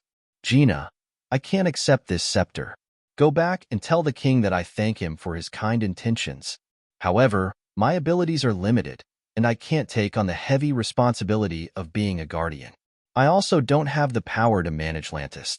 If Lantis is in trouble, and I can help, I definitely won't stand by and do nothing. Meg looked at Gina with a smile. As for you, you are an employee of the restaurant and also my friend. If you don't mind, you can stay in the restaurant until you are sick of it. No pop-up window. Chapter 1809. Meg admitted that he couldn't bear the responsibility of protecting the tribe. He even worried if he could be a good father and husband. Gina stared at Meg blankly as if she didn't expect him to reject her. She was stunned for a while before she helplessly said, Did I do something wrong? No, you didn't do anything wrong. Lantis didn't do anything wrong, either. Meg placed his hand on Gina's head gently to calm her flustered emotions. He smiled at her and said, If Lantis doesn't fight with other tribes, you naturally don't have to worry about them entering the sea to fight with you. Why do you have to hand over the scepter to an outsider like me and be controlled by others? I will always be Lantis' friend. If you need my help, I naturally won't sit back and do nothing. Moreover, I'm just a human, not some god. I like to cook, I like restaurants, and I like such a simple life. Power is nothing to me. Gina looked at Meg with her mouth slightly agape. He seemed to be emitting a holy glow, just like the Savior who appeared in the crystal ball that day. A simple, happy life. Gina seemed to have understood something. She nodded vigorously. I will go back and tell Father and the High Priest the truth. Go. Meg retracted his hand with encouragement in his eyes. Meg heaved a sigh of relief as he watched Gina leave. Luckily, Irina wasn't around. Otherwise, he would have to explain what it meant to follow him for life. Hannah's rum brewery should be completed by now, right? Meg pushed his bicycle out as he prepared to go to the north of the city to check on the progress of Hannah's rum brewery. Many customers had been asking about rum recently. Secondly, Meg was also preparing to put the mass production of Maudai and whiskey on the agenda. Brewing beer on his balcony was already the limit. The brewing of whiskey and Maudai required a bigger venue and a longer brewing time. Building a brewery and entering the mass production stage was naturally a very good idea. Alcohol was a very profitable industry. Beer, rum, whiskey, and Maudai. With Meg in his hands, he was very confident that he could monopolize the high-end alcohol market on the Norland continent. As for the wine, Meg decided not to replace the Buffett winery for the time being, for the sake of the hill. Host, please don't be addicted to making money. As a candidate for the god of cookery, exporting delicacies to this world is what you should be doing. The system reminded, money? I have never touched money. I have no interest in it. I just want the wine lovers in this world to be able to enjoy real wine, so that those inferior wines can have a sense of crisis and direction of improvement, Meg said with a lofty expression. He rode out of the shop and greeted Mabai and Lulu, who were resting in front of the blacksmith shop. He whistled and rode away. Mr. Mack is such a dashing person, Mabai said with a smile as he looked at Meg's back. He is a good person, Lulu said with a silly smile. Before he reached the brewery, Meg could already see the white smoke coming out of the tall chimney from afar. This lass really can't wait to start work. Meg raised his eyebrows. It seemed like Hannah had already started testing the machine. He could understand Hannah's impatience. After all, this rum brewery, from the machine drawings to the layout of the factory, was all rushed out by her day and night. After that, she even squatted at the construction site every day and watched the 2 shifts of craftsmen work overtime to build it. It was not an exaggeration to say that it was the crystallization of her painstaking efforts. Bam! Meg had just parked his bicycle at the entrance of the brewery when an explosion came from inside. This is... Meg looked at the tall chimney swaying in a cloud of black smoke and fell down unwillingly. A group of craftsmen who were perfecting the details of the factory's environment ran out in a panic, with a face full of fear. Meg dashed into the billowing black smoke immediately and pulled Hannah, who was still in a daze, out. Hannah, whose face was blackened, and her hair was standing on end like a golden lion king, was stunned for a moment. She blinked before she noticed Meg. Then, she revealed a shocked expression. It exploded. Yeah, I saw it. Meg pursed his lips and tried not to laugh out loud. It exploded just like that. Hannah looked innocent as she repeated with a sobbing voice, Yeah, I saw it. Meg turned his head and couldn't help but laugh out loud. He was professionally trained, but he couldn't hold it in. After Meg finished laughing, he turned back to look at Hannah, who was in a daze, and patted her shoulder to comfort her. It's okay. The people are still here. Everything can start from the beginning. Start from the drawing? Hannah's eyelids rolled, and she fainted in Meg's arms. This child. Meg hugged Hannah and first instructed the craftsmen present to put out the fire caused by the explosion. He didn't want them to be in a hurry to clean up the scene and sent Hannah to the nearby textile factory. Irina wasn't there, but there were mages who knew healing spells, and there was also a professional hospital. After all, there were 30,000 night elves. The explosion didn't hurt Hannah. She fainted because of exhaustion and the despair of having to draw again. The elven healer cast a calming spell on her, and her furrowed brows relaxed. Her breathing gradually calmed down, and she fell asleep. That elf also cast a cleaning spell on her and cleaned Hannah, who was covered in soot, and changed her clothes. The elf came out of the room and said to Meg, She'll be fine after she wakes up. Thanks for the trouble. Let her rest here for a while. I'll pick her up later. Meg glanced at Hannah, who was lying quietly, and turned to leave the infirmary. Meg returned to the brewery. Looking at the mess on the floor, he couldn't help but feel speechless. The boiler had exploded, and the brewing machine was scattered all over the floor. The whole boiler room was in a mess. Meg took out an N95 and put it on. He squinted his eyes at the smoke-filled factory and asked in his mind, System, check the problem. Host, 1,000 copper coins. Meg covered the system's mouth. But the host has no money now. Meg's expression froze and he smiled. I have some private money. After about a minute, the system's voice sounded. Scanning complete. Reconstructing the 3D drawing according to the blueprint. Found 6 structural problems and 3 material problems. The brewing machine blueprint has been redrawn. Do you want to print it? Of course. Meg nodded. 2 copper coins per print. This blueprint has a total of 32 pages. The fee is 64 copper coins. Deducted. The system's cheerful voice sounded. Meg looked at the thick stack of blueprints in his hand and complained about the system's greed in his heart. However, he was still quite satisfied with this abnormally standardized blueprint. Chapter 18:10. Boss, why don't we stop making wine? I think I'm good at serving dishes. Hannah looked at Meg, who came to pick her up, and said seriously, How can you face your grandfather like this? Meg frowned. I feel that he left quite peacefully and didn't have that big of an obsession to pass down the rum, Hannah muttered. Meg didn't say anything and just looked at her quietly. I don't think it's easy to serve dishes. It's just. Uncle, I don't want to work hard anymore. Hannah was about to cry. I don't want to draw. I don't want to draw anymore. Here? Meg took out the stack of drawings from his back and waved it in front of Hannah. What's this? Hannah squinted at the drawings and found them familiar. When you were sleeping, I went back. The scene was a bit tragic, and there were some problems with the machine, so I helped you change it, Meg said calmly. Really? Hannah's eyes lit up and carefully took the drawings from Meg. She roughly scanned the drawings, and the more she looked, the more impressed she became. Finally, she looked at Meg with stars in her eyes. Boss, did you really draw this while I was sleeping? There were more than 30 drawings, and they weren't changed from the original ones. They were completely redrawn.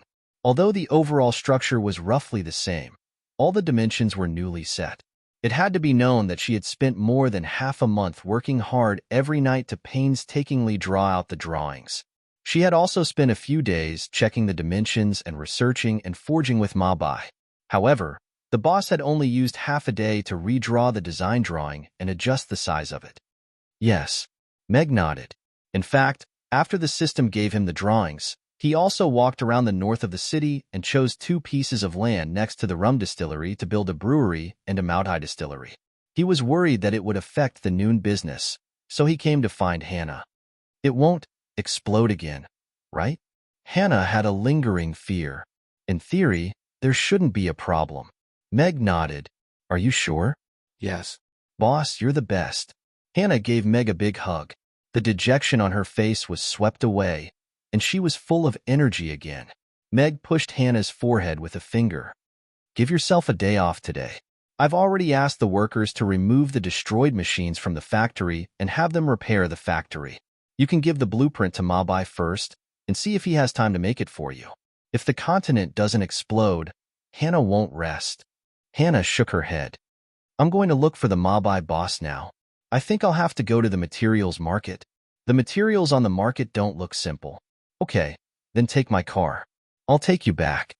Meg didn't stop her. He took her out and rode the flashy bicycle back to the restaurant. Boss, did you already know how to make this machine?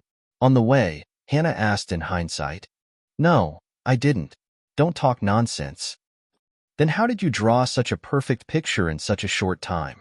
I drew it for a long time. Hannah didn't believe him. Maybe this is talent, Meg said casually. Hannah clenched her small fists and gritted her teeth.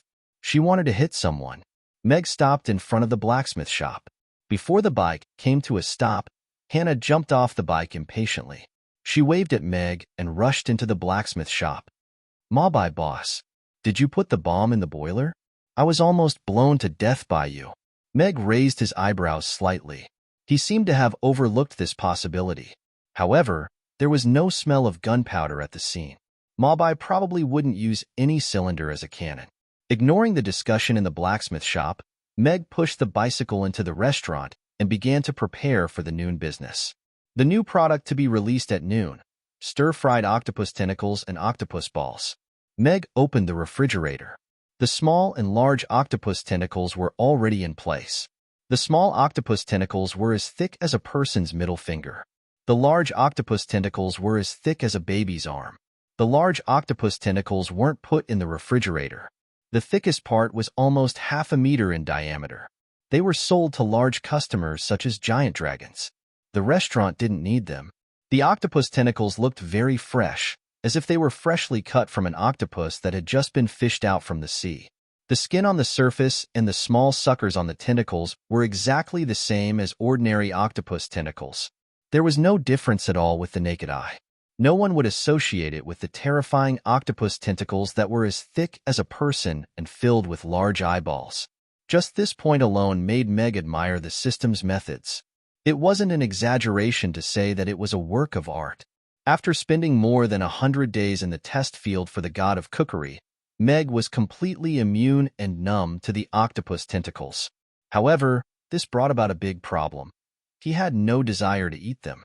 Yes, although he had faced his fear, he still couldn't get over it in his heart. If there was anyone in the world who understood the octopus monster the most, it would be him. They were friends who had gone through a calamity together. Therefore, for the time being, he still couldn't get rid of the knot in his heart and eat it. Of course, since the system could safely make it into an ingredient and supply it on a large scale, there was no need to worry about food safety. Speaking of which, this octopus monster had lived for millions of years. It would be an understatement to call it a sacred beast. Perhaps eating the octopus tentacles would have some special effects. After closing the fridge, there was a small meatball machine with more than 100 small holes on the stove. Octopus meatballs were a rather complicated snack. It was very particular about the control of the fire and the way it was handled. This undoubtedly added some burden to him. Fortunately, his strength had increased. His strength above level 10 was enough for him to handle this little bit of work in the kitchen easily. If it weren't for the fear of scaring the customers eating outside, they might not even have seen his shadow. After a while, Amy and the others returned to the restaurant. "Father, are we having octopus meatballs for lunch?" Amy skipped through the door and looked at Meg expectantly. "Okay, I'll make it for you in a while." Meg smiled and nodded. "That's great." Amy jumped up and down happily. The others also showed some anticipation for the new dish. I don't have much of an appetite. I'll take a plate of fried rice home later." Camilla looked a little unnatural. She was the only one who had seen the octopus monster. She even had a nightmare last night. Thinking of the octopus tentacles full of eyeballs, she really couldn't bear to see it appear on the dining table. Meg looked at Camilla. He didn't expect her to be afraid of the octopus monster. He suddenly remembered that he still had a photo stone in her hands. If it fell into Irina's hands one day, he would inevitably be beaten up. He immediately smiled and said, "Are you feeling unwell? Do you want CC to take a look at you?" Eating together is a tradition in our restaurant. Stir-fried octopus tentacles are such a great delicacy. You must try it. No pop-up window. Chapter 1811. Camilla took a deep look at Meg. She had a feeling that there was a lot of hostility hidden under his kind and gentle smile. "Could it be that you are afraid of octopuses?" Meg smiled at Camilla. "If that's the case, then forget it." "Afraid?" Camilla laughed scornfully. "I am a countess, a ninth-tier powerhouse. Why would I be afraid of a little octopus? Isn't it just an octopus? I am going to eat it today. You have a backbone." Meg gave her a thumbs up in admiration. He really admired people who could say such insincere words for the sake of their pride. "Humph," Camilla snorted with an uncomfortable expression. She regretted it the moment she said that. She was very scared. But now, she had to wait for the stir-fried octopus tentacles to be served for the sake of her pride, and she even had to eat it herself. Meg and the rest were busy preparing in the kitchen. There was already a long queue outside the restaurant. The restaurant was closed for 2 days, and they were going to release 2 new dishes this afternoon. Hence, many customers were looking forward to trying the new dishes this afternoon. And among the customers in the queue, there were some powerhouses from various races who had yet to go home. Although the celebratory banquet at the City Lord's castle last night was sumptuous, the taste could not be compared to Mamie's at all. Hence, they were not in a hurry to go home, and were prepared to have a good meal at Mamie's before leaving. Although Mamie's followed the principle of first come, first served, the residents of Chaos City were very grateful to the powerhouses from various races who had rushed over to help during Chaos City's crisis. Hence, after a round of modesty, the powerhouses from various races all came to the front of the queue. "The residents of Chaos City are indeed a little different," Lewis lamented. "Indeed, if it were any other place, no one would dare to come up for a meal when they see us old fellows standing here. No one would dare to make us stand in the queue for a meal," Douglas said with a cold expression. "What's the big deal about queuing? As masters, we have to queue every day." Crassus rolled his eyes. If it weren't for the fact that Crassus and Julian were at the front of the line, they might not have been able to wait in line. However, the owner's culinary skills were superb, so it wasn't too bad to line up for a meal. After all, there were already more than 10 level 10 experts lining up. What new product is this? Are they octopus tentacles? Lewis noticed the small blackboard hanging on the door and was surprised. Hearing this, everyone looked over and their expressions suddenly became a little strange. For the past 2 days, their hearts had been broken by the octopus monster. Whenever they thought of its gigantic body that was hundreds of meters tall and those octopus tentacles that were covered with scarlet eyeballs, they felt a chill run down their spines and their stomachs churn. Coincidentally, the boss had released a new dish made from octopus tentacles today. "What? Are you scared?" Crassus turned around and chuckled at Lewis and the rest. There was a hint of mockery in his smile. It's just tentacles. What's there to be scared of? Lewis said nonchalantly, but his fingers couldn't help but tremble. Hearing Crassus' words, the powerhouses who were about to leave immediately stopped in their tracks. No matter what, they couldn't let anyone see that they were scared. Then, do you want to order 2 servings to try later? Crassus stared at Lewis with a faint smile. Since it's a new product, of course we have to try it. Lewis nodded matter-of-factly without even frowning. Hee, then let's share a table later. Crassus laughed. We haven't drunk together in a while. Let's have a few drinks today. Old man Gia isn't a good person. Lewis glanced at Crassus from the corner of his eyes, and then looked at Douglas and Julian. Douglas, Julian, you two come and have a few drinks too. After all, the 4 of us had a fight in the past. Today, let's try the taste of octopus tentacles together. We've been through thick and thin together. I can drink the alcohol. As for the octopus tentacles, I'll pass. Douglas' eyelids twitched. I'm allergic to seafood. You're almost 2,000 years old. How can you be allergic to seafood? Even if you're allergic, can you have red dots? Lewis rolled his eyes. I'm not eating it. Julian's answer was even more simple and direct. He rejected coldly and had no intention of discussing it at all. Can that thing really be eaten? Just thinking about it gives me goosebumps all over my body. Dracula was also in the crowd now. He patted the goosebumps off his hands with a look of disdain. I'd rather die than eat that thing. The few powerhouses from the orcs and dwarves at the side nodded in agreement. They had already made up their minds to stay away from Lewis's table later.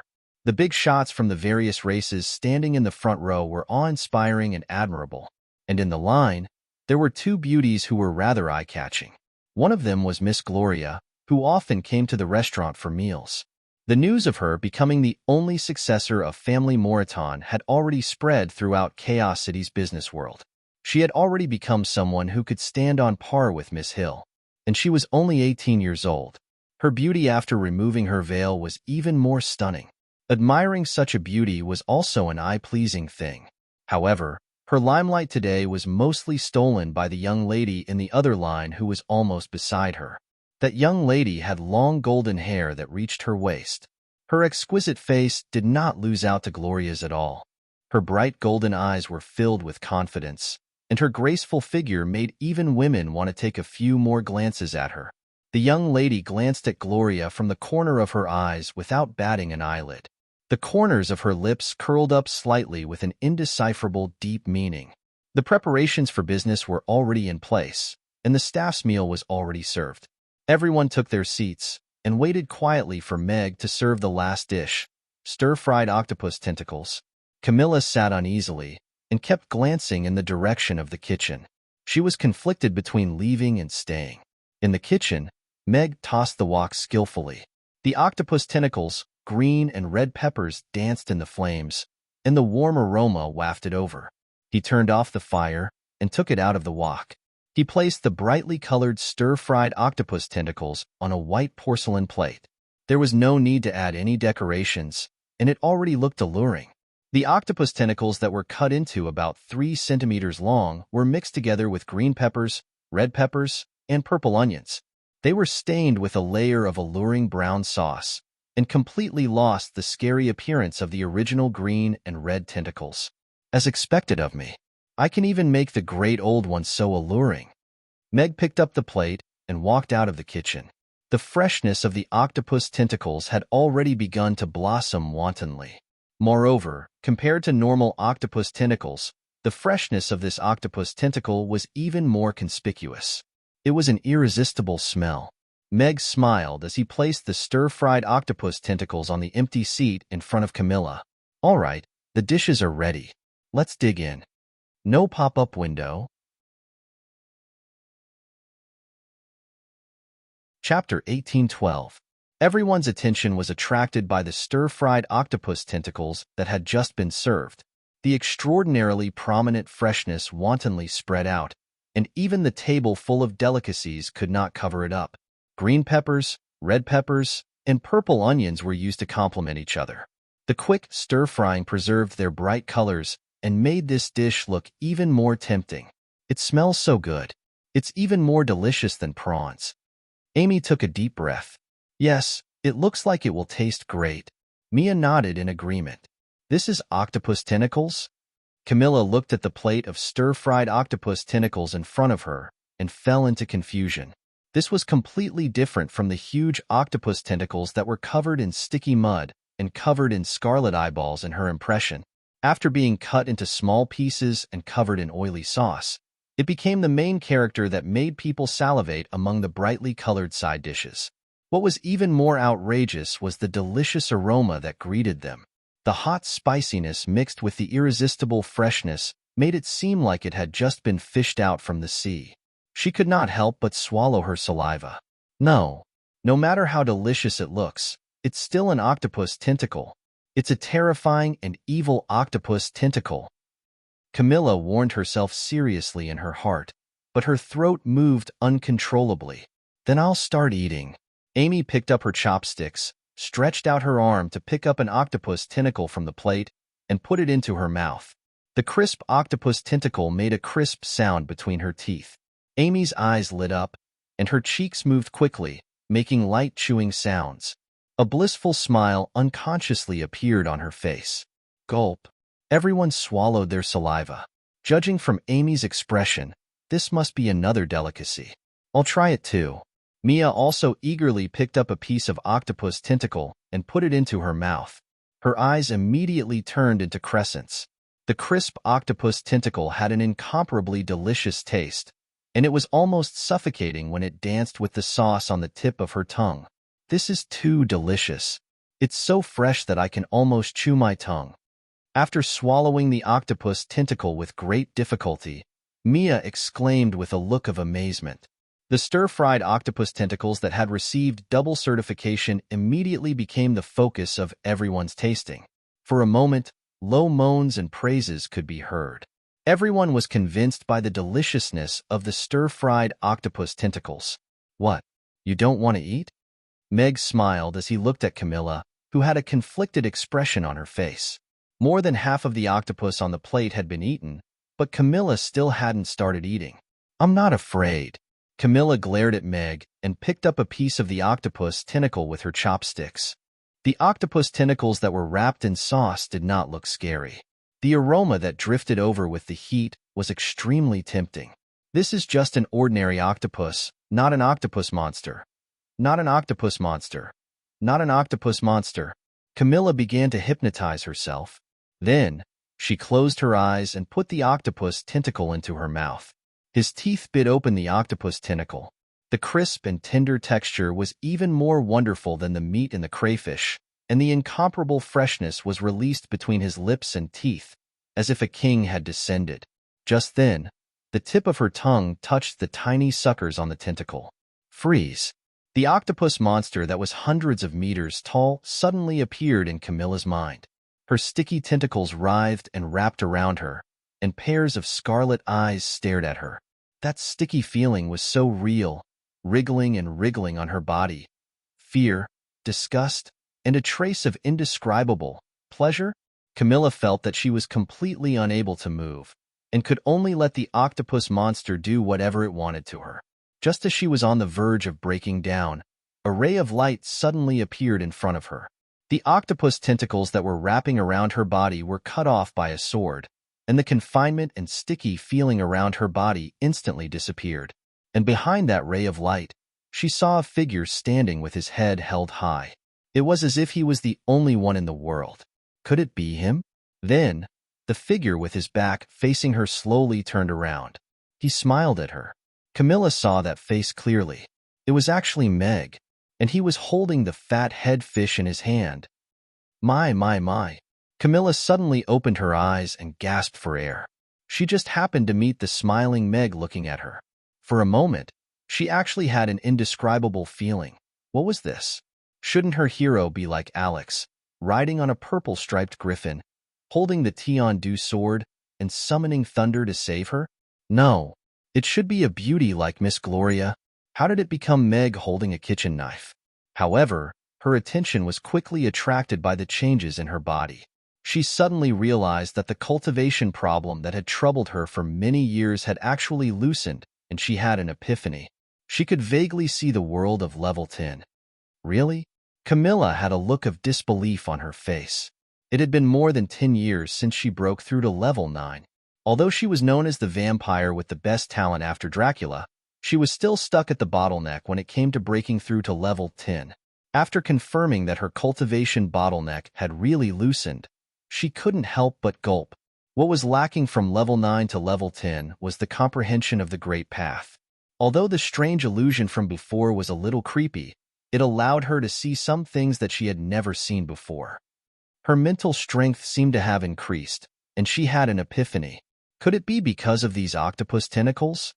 Camilla looked at the octopus tentacles in front of her and hesitated for a while. Then, she picked up a squid tentacle and put it into her mouth. There's actually no reaction? And there's a second one immediately? Meg looked at Camilla in surprise. Although her reaction when she ate the octopus tentacles for the first time was quite interesting, it didn't seem to make her retreat. Could it be because it's too delicious? Camilla didn't care about what Meg was thinking at all. When she ate the octopus tentacles for the second time, that sticky octopus monster didn't appear again. Instead, it was Meg who saved her and flew with her on his kitchen knife, roaming the sky. Although the terror index of the illusion was much lower than the first one, it still gave her goosebumps. What was going on? Why was he haunting her like a ghost? Could it be that he drugged the food? Camilla opened her eyes again and looked resentfully at Meg, who was putting food into Amy and Anne's bowl. However, she could clearly feel the increase in her mental strength. Unable to resist the temptation, she picked up another octopus tentacle and put it into her mouth. This time, the scene changed from the sky to a sea of flowers. Meg ran and laughed with her in the sea of flowers. Camilla was speechless. How the hell did this turn into a TV series? Camilla ate the octopus tentacles in a speechless manner. Although she couldn't look directly at the bizarre illusions, she couldn't refuse the opportunity to advance. Ding! Her chopsticks touched the plate, but she didn't pick up the octopus tentacle. Camilla looked at the plate with only a few onions left in front of her and was stunned. It's already finished, big sister Camilla. Amy bit into a drumstick. Looks like you really like eating octopus tentacles. Everyone smiled when they heard that. Camilla was too engrossed in eating just now and showed great interest in the octopus tentacles, so everyone only tasted a few mouthfuls and didn't continue to pick up the octopus tentacles. Camilla quickly realized what had happened and blushed. It's really quite delicious. After saying that, she didn't forget to glare at Meg. Meg raised his eyebrows a little innocently. What was this? He made such delicious octopus tentacles, and she still had to glare at him after eating it? Father, I'm done eating. When can we eat the octopus balls? Amy put down her chopsticks and asked Meg. Everyone also looked at Meg. Stir-fried octopus tentacles gave everyone a wonderful experience, so they had greater expectations for the other ball with a cute name. However, Meg said that it was a snack earlier, so it wasn't served during the meal. Wait a moment, I'll go make it for you now. How many people want to eat it? Raise your hand and say your name. Meg put down the empty bowl, got up, and walked to the kitchen. It was just the right time to make the aftermeal snack. I want a large portion. Amy raised her small hand, glanced at Anne, and added, Sister and wants a small portion. I want a small portion too. Mia raised her hand. Phyllis and I want a small portion together. Angela raised her hand. Okay, I know what to do. Meg agreed in the kitchen. While he turned on the octopus ball machine and preheated it, he began to cut and mix the various ingredients needed. It was just a small octopus ball. If he wanted to make it delicious, he had to put more effort into it. After the machine was preheated, he poured a little olive oil into each groove, scooped up a spoonful of octopus flour batter from the wooden bucket beside him with a long spoon, and poured the batter into each of the small grooves like a dragonfly skimming the water. In almost the blink of an eye, he had poured 40 balls. After that, Mag scooped up a spoonful of finely chopped alpine cabbage from the side dish box and sprinkled it around casually. The snowy white cabbage shreds were evenly distributed in every nook and cranny. Fresh red peppers, freshly peeled corn kernels, and octopus tentacles cut into the length of a knuckle were placed one by one into the grooves and wrapped in the batter. Then, another layer of batter was poured in. The temperature of the iron plate was high enough, and the batter was quickly formed. Meg held a slender iron skewer in his right hand, as if he was holding a sword. His wrist shook up and down, and the already formed side was flipped up from the bottom. Because his hand speed was fast enough, the progress of each ball was almost the same. In the blink of an eye, there were dozens of golden balls on the octopus ball machine. At this time, he added a little olive oil and let the balls fry for a while. When they were crispy on the outside, he could immediately take a plate and put them on it. 4 balls were a small portion, and 6 were a large portion. He squeezed salad dressing and ketchup, sprinkled seaweed powder, and then grabbed a handful of thin mojito and seaweed shreds to sprinkle. A serving of freshly made octopus balls was done. No pop-up window. Chapter 18:13. Meg walked out of the kitchen with 8 servings of octopus balls on a tray and placed them in front of everyone who asked for them. The round, golden octopus balls were placed on a black square plate and covered with wooden fish flowers and seaweed. They looked delicate and cute. Look, these octopus balls can move. Amy approached the octopus ball in front of her in surprise, and her azure blue eyes were wide open. The wooden fish flowers on the octopus balls were like blooming flowers, slowly shrinking and moving. Is this some kind of bug? Anna was a little scared and took a step back. Don't be scared, this isn't a bug. Mag smiled as he looked at the astonished crowd. The ones that are moving are the wooden fish blossoms. Because they were cut as thin as paper, and the temperature of the octopus balls was very high, the wooden fish blossoms deformed from the heat and looked as if they were moving. Amy reached out and picked up a small piece of wooden fish flour. The wooden fish flour was thinner than paper and was transparent. Even breathing could make it sway slightly.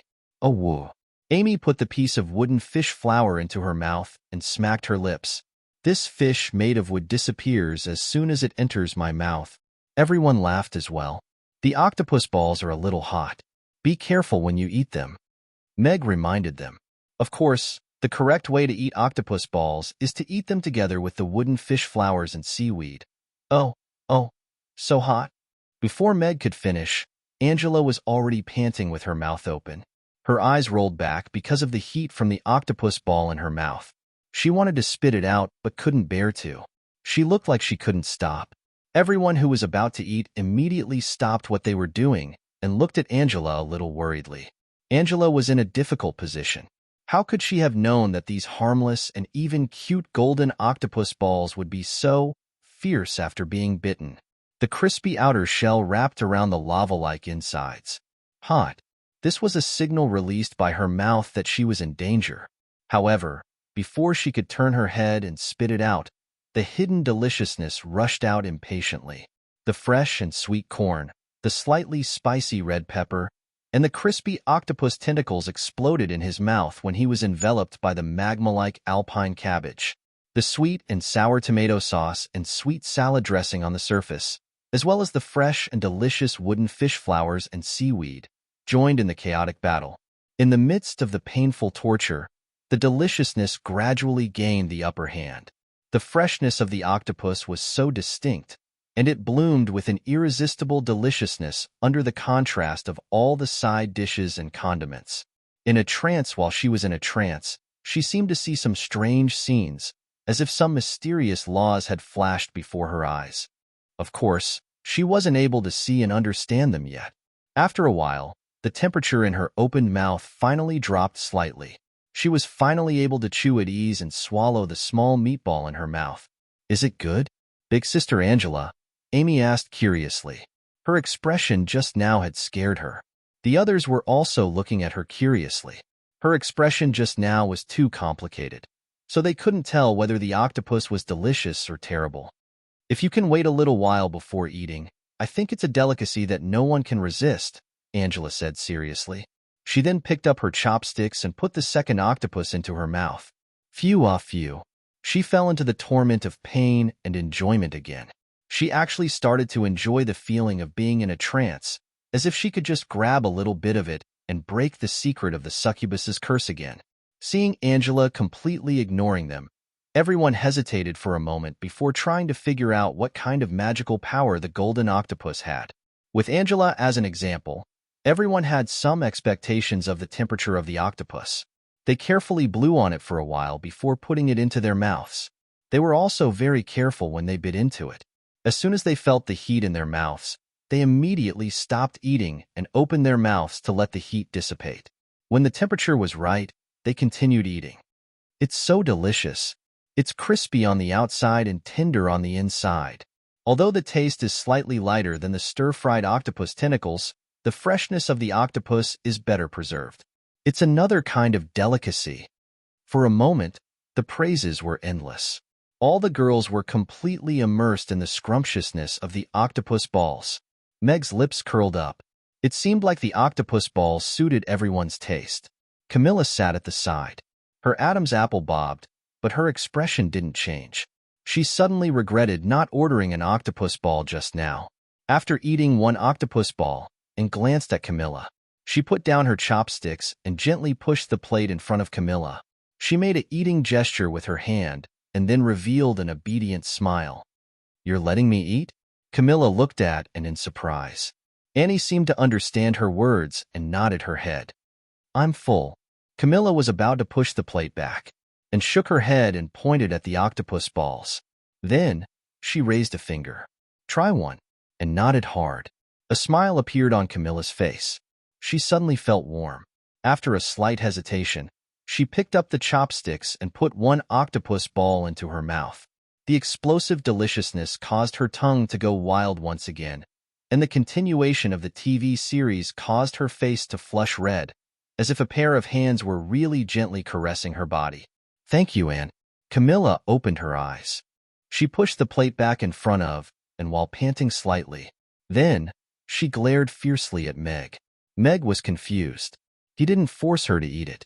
Why did she look like he took advantage of her? There were many doubts in his little head at this moment. The octopus balls were quickly eaten. The delicious snacks ended this satisfying work meal. "All right, let's get ready for business." Meg glanced at the clock on the wall. He tidied up his chef's uniform and walked to the entrance of the restaurant. Everyone quickly cleared the table and switched to work mode in the next second. Gina wasn't around in the afternoon, and Barbara had returned to the moon. It was inevitable that they were a little short on manpower. Everyone had to be very alert.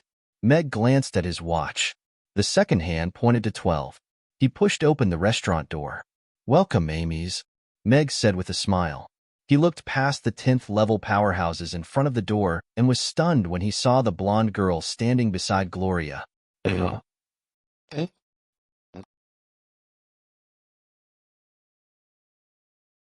Chapter 1814.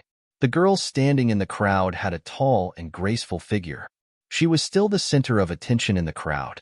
She had a delicate and tall-nosed bridge, long golden hair that reached her waist, and two light pink beast ears that were thin and translucent. She was clearly a beautiful and moving beast-man lady. The girl seemed to have sensed something. She looked up at Meg. Her eyes were bright and clear, and she smiled at him. Meg's eyelids twitched. How is this an animal ear girl? This is clearly Irina in disguise. She's not an elf, but an animal ear girl. Don't say. These animal ears are quite cute. I want. Tui. Meg almost slapped himself. Am I such a person? I don't want anything. At this moment, Miss Gloria, who was standing at the side, was also looking at Meg expectantly. When Meg looked over, she had already adjusted the details of her dress. She looked up at the right moment, waiting for their eyes to meet. It was great to see Mr. Meg again. When she left Chaos City, she had been worried about what would happen if Mr. Meg didn't see the letter.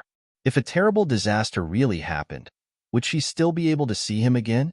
When she returned to Chaos City this morning, she didn't even go to talk to Jeffrey. Instead, she went straight to Amy's. However, Meg's gaze didn't land on her. Instead, it landed on the girl beside her. She felt an inexplicable sense of loss. Gloria couldn't help but sneak a glance at the girl beside her. She had a delicate face, smooth and fair skin, and that noble aura. She had a voluptuous figure and cute animal ears. Even as a woman, she was stunned. What a beautiful girl. Gloria was shocked. She couldn't help but sigh in her heart. That's right. Anyone would want to take a few more looks at such a beautiful girl. Meg quickly retracted his gaze and straightened his body slightly. He still greeted his regular customers warmly, but he was less witty than usual and more serious. Even when the ladies who admired him passed by, he only smiled inwardly and did not use his watery eyes to look at them. The group moved forward quickly. Gloria and Irina arrived at the door almost at the same time. "Mr. Meg, it's been a while." Gloria looked at Meg with a blush on her face. Although she had many things to say in her heart, she could only say, "Long time no see." When she thought of the letter that had been stuffed under the door into the dining room, she felt her cheeks burn. Such an unladylike action made her want to run away. Meg glanced from the corner of his eye at Irina, who was half a step behind him and looking at him with a half-smile. Then, he looked at Gloria, who was blushing, and suddenly felt a headache coming on. Vaguely, he felt that a folding chair was not far from his head. "Miss Gloria, it's been a while." Meg nodded slightly and greeted Gloria in a friendly manner like an ordinary old friend. Of course, he usually did this. But today, he felt like there was a knife at his back. But now, he was extremely scared. He felt like he was being publicly executed. He didn't mention the letter. Gloria was slightly happy, but also a little disappointed. With an inexplicable feeling, she walked into the dining room with a red face and lowered eyes. "Hello, I'm Audrey. I heard that your food is delicious, right?" A clear and confident voice sounded. Gloria subconsciously slowed down. Although she restrained herself from looking back, she couldn't help but tilt her head slightly to listen to the voice behind her. "Audrey, it's a very nice name." Meg looked at Irina with admiration in his eyes. As for whether the food is delicious or not, Miss Audrey needs to taste it personally. Yes, he liked Irina's outfit. He also liked the feeling of talking freely in front of everyone. He also liked the scene and the conversation between the two of them when they first met. "I like delicious food, and I also like people who can cook."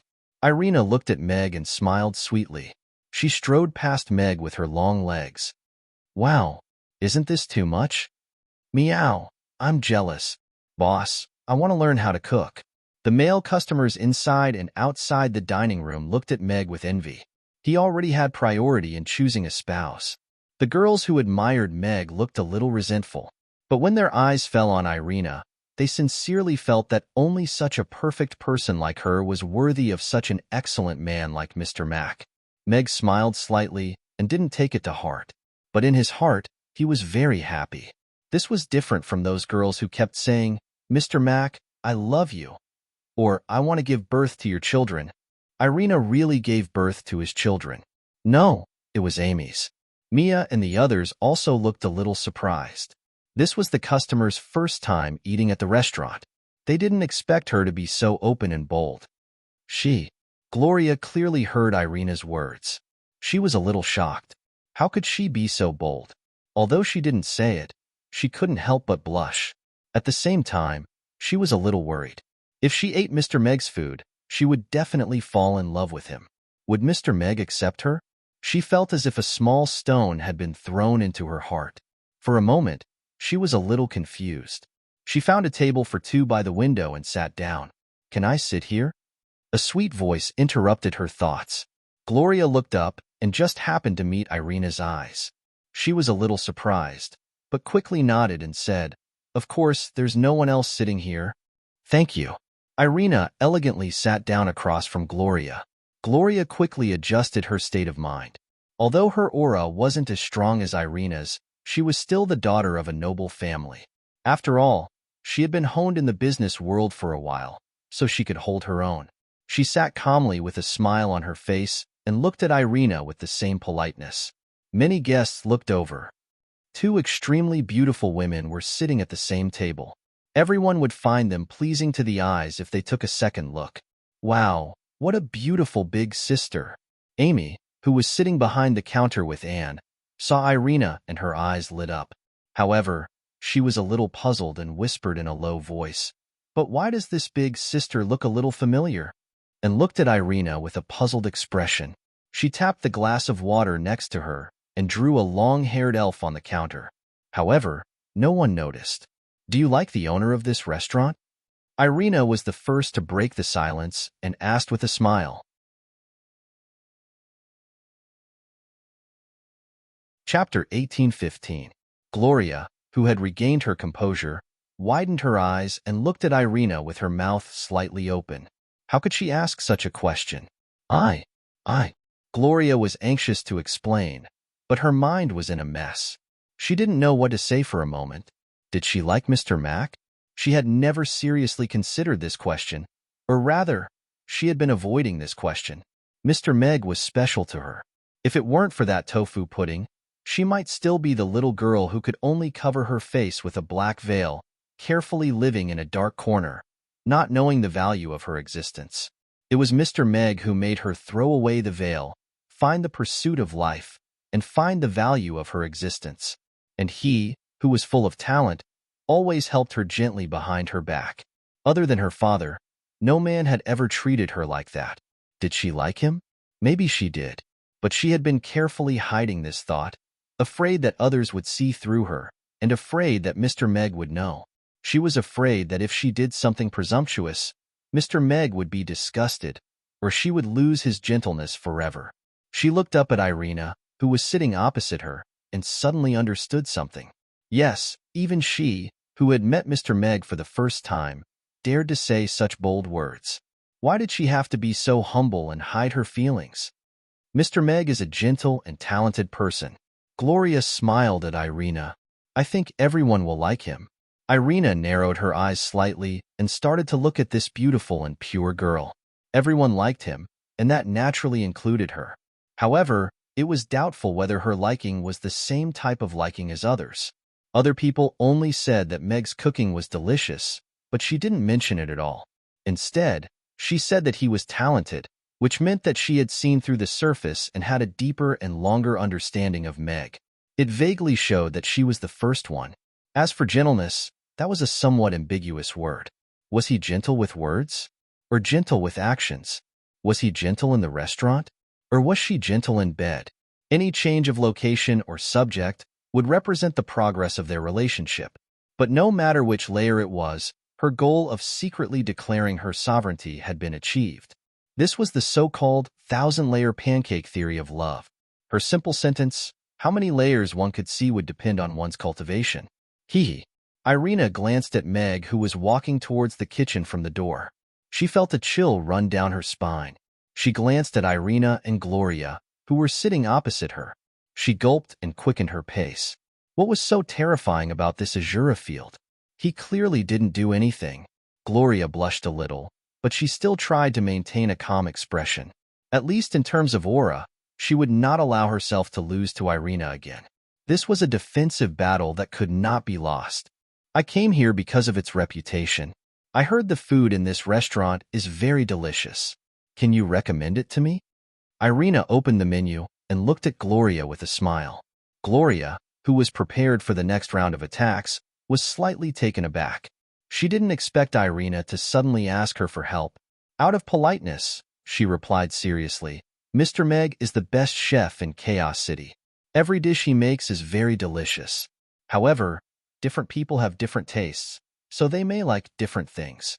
I prefer lighter flavors, so I usually order a sweet tofu pudding and a rainbow fried rice, which is also known as Yangzhou fried rice. Occasionally, I also order a black pepper steak. Braised chicken and rice is also a very good choice. Irina listened attentively and looked at Gloria with admiration in her eyes. This young lady was indeed very kind-hearted to be able to recommend food to a potential competitor so sincerely. Thank you for your recommendation. Irina nodded with a smile. Then, she said calmly, I heard the owner has a 3-year-old daughter. Will your family allow you to marry an old man with a daughter? Gloria, who had thought that the atmosphere had calmed down, was caught off guard by another powerful attack. Little Amy is a very cute and kind little elf. I think everyone can get along well with her. Gloria smiled. Of course, don't you know who gave birth to her? Irina raised her delicate brows. Mr. Meg is in the prime of his life. Compared to those childish and ignorant people of the same age, I prefer to deal with mature people, Gloria continued. The phrase "in the prime of life" was very much worth pondering over. Irina was looking at Gloria with more respect now. Compared to her bashful appearance when she had just entered the room, she had actually advanced by leaps and bounds at a time like this. "Is your family okay with it?" Irina continued to ask. Gloria choked. With her grandfather's personality, if he handed the family Moriton to her, he would definitely not allow her to marry Mr. Meg. He might even ask her to take in a son-in-law. Mr. Meg was a stunning man. How could he be willing to be a son-in-law who lived off his wife? It's hard to be happy in a marriage without the blessings of your family.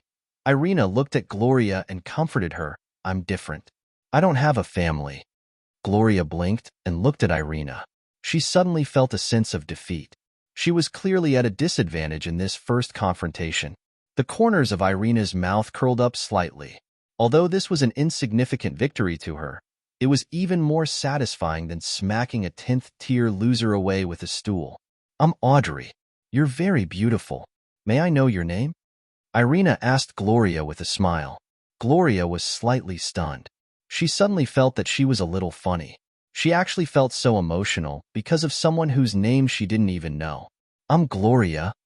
"It's nice to meet you," Gloria said with a smile. "Your clothes are beautiful. Is it custom-made?" Irina's gaze landed on the long gray down jacket Gloria was wearing. Meg had given her a similar one, but it was white.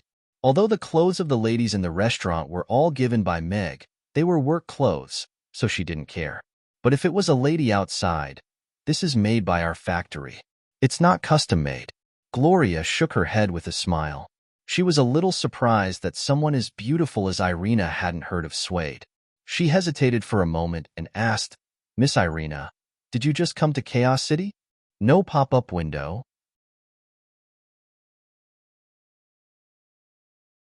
Chapter 1816.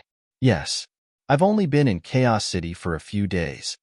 Irina nodded slightly, but she was thinking to herself, so he bought all his clothes from her. Not bad, Meg. Buying women's clothes from a beautiful lady. You've grown up. Then, you can come to my shop when you're free. It's in Aiden Square. It's called Suede. Gloria smiled. She glanced in the direction of the kitchen and lowered her voice. Actually, this set of clothes was designed by Mr. Meg.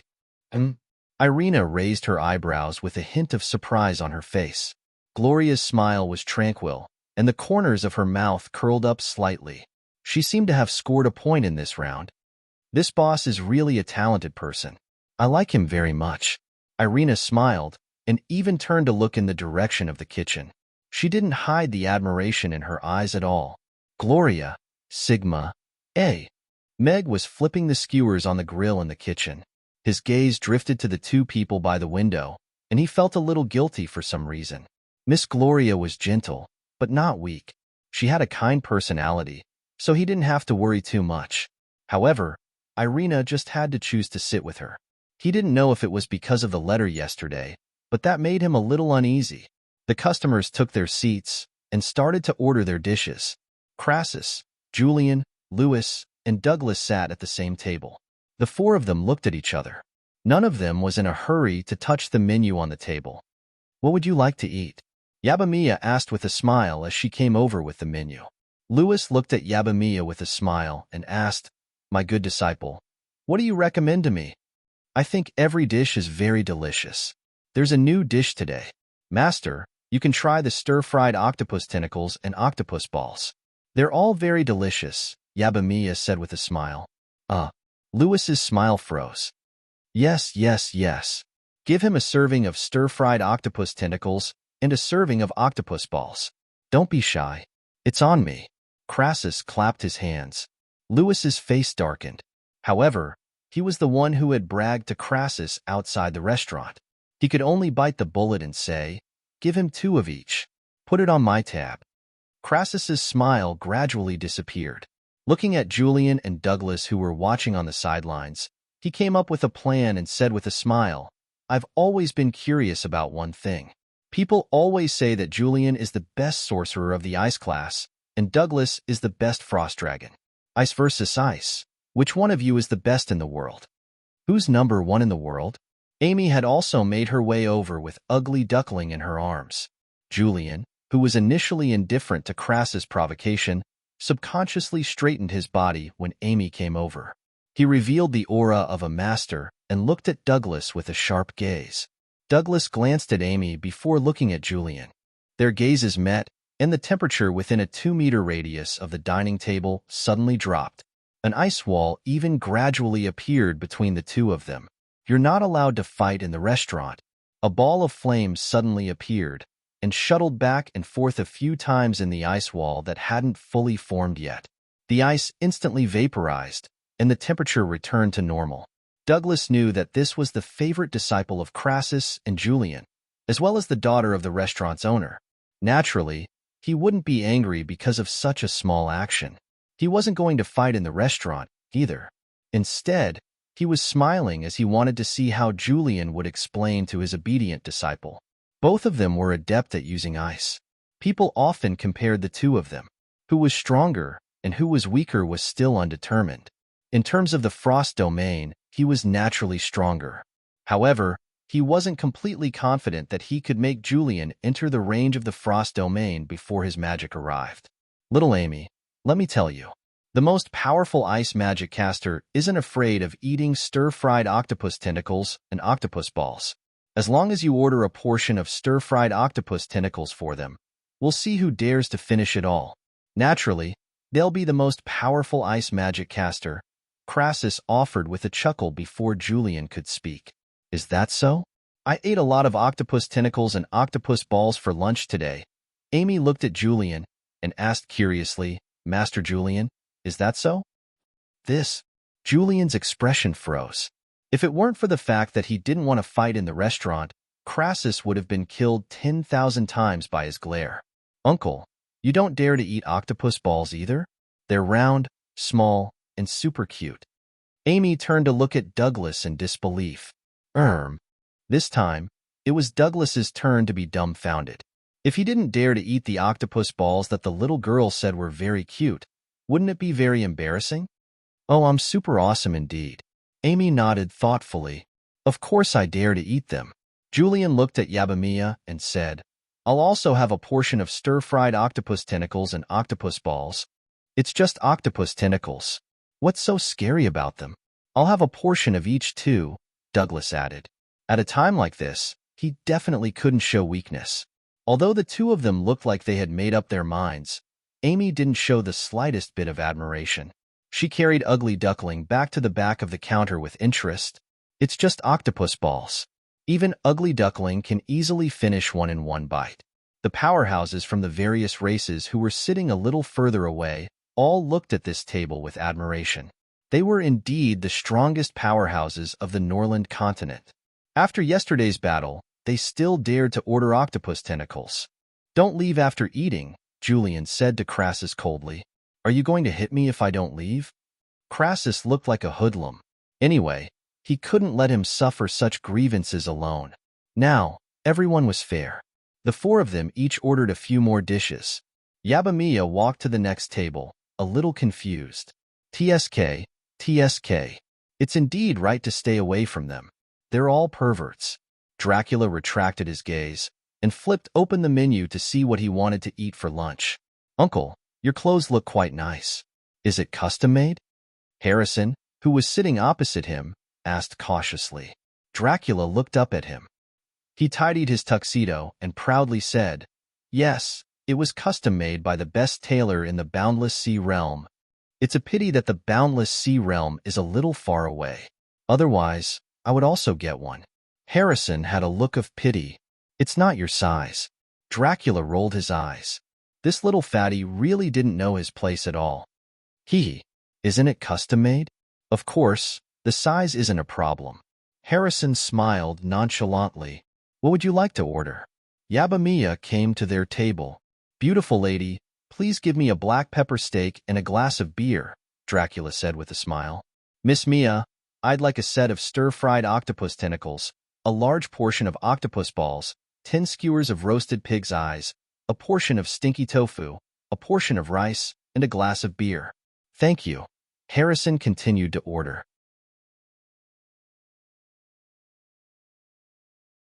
Chapter 1817. Dracula suddenly lost his composure. He thought that no one would order food made with such a scary ingredient like octopus since they were far away from Crass's table. He didn't expect that after walking around and finding such a secluded table for two, this little fatty at the same table actually ordered both. Not only did he order the stir-fried octopus tentacles and octopus balls, but he also ordered the roasted pig's eyes. What kind of scary food was this? Could it be that he roasted it with the eyeballs of the octopus tentacles? Also, what was stinky tofu? As a vampire with mysophobia, how could he tolerate stinky food being served to his table? Harrison looked at Dracula, who had a strange expression, and smiled warmly. "Uncle, don't you want a helping of stinky tofu?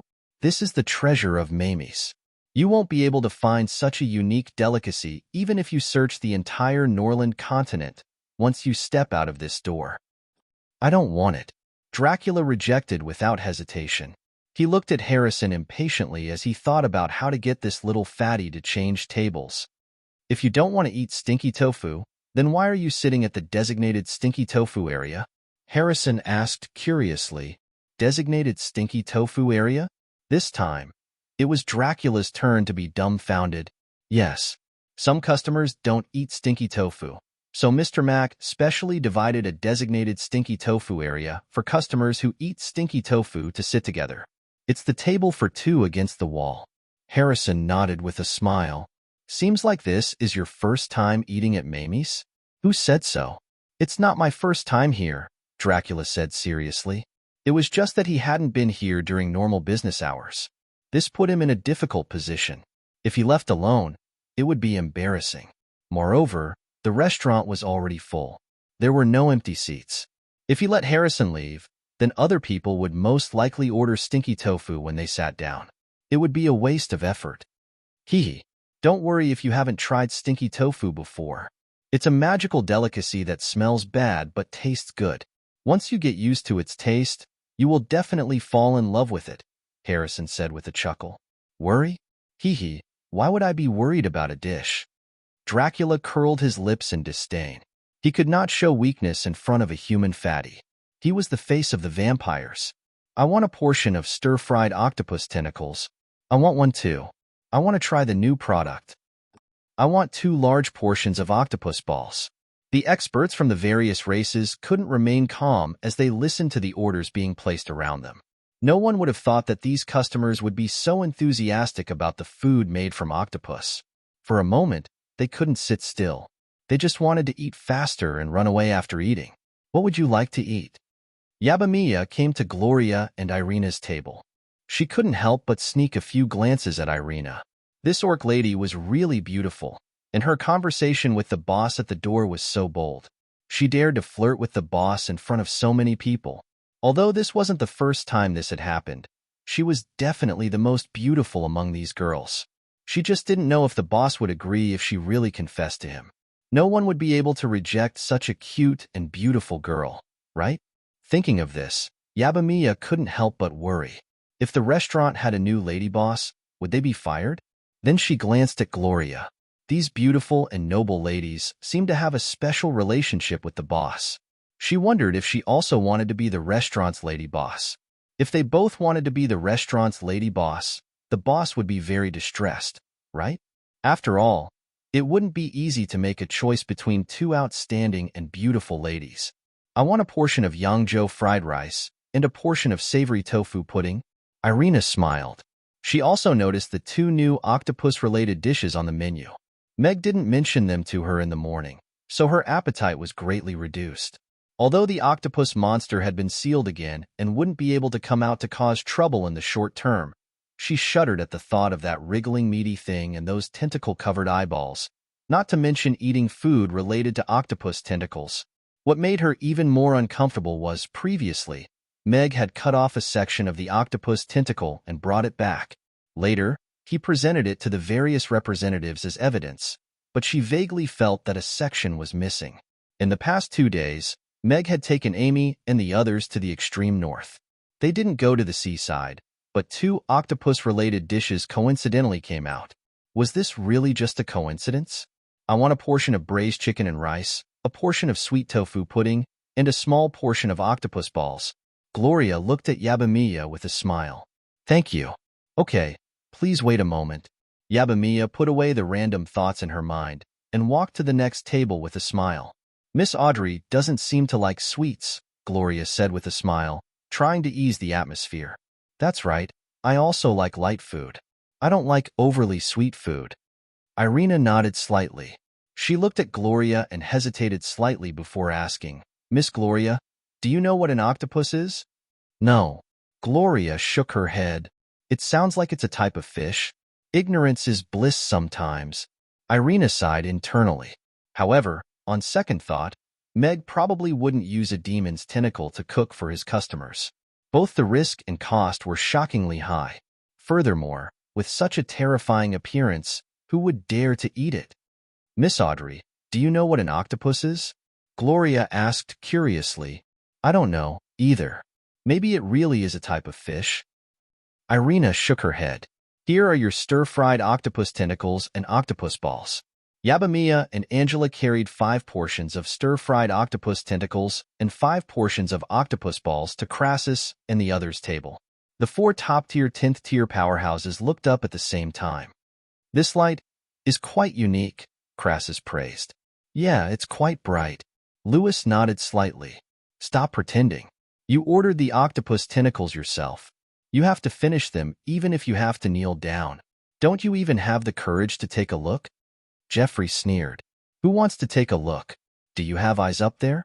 I have trypophobia, Douglas said with an unnatural expression. The surrounding customers looked at the table with strange expressions. They didn't know what these masters were doing.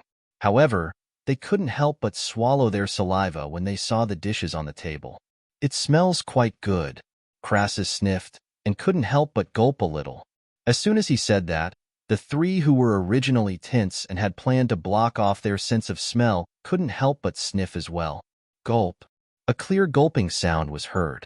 The 3 of them couldn't maintain their expressions.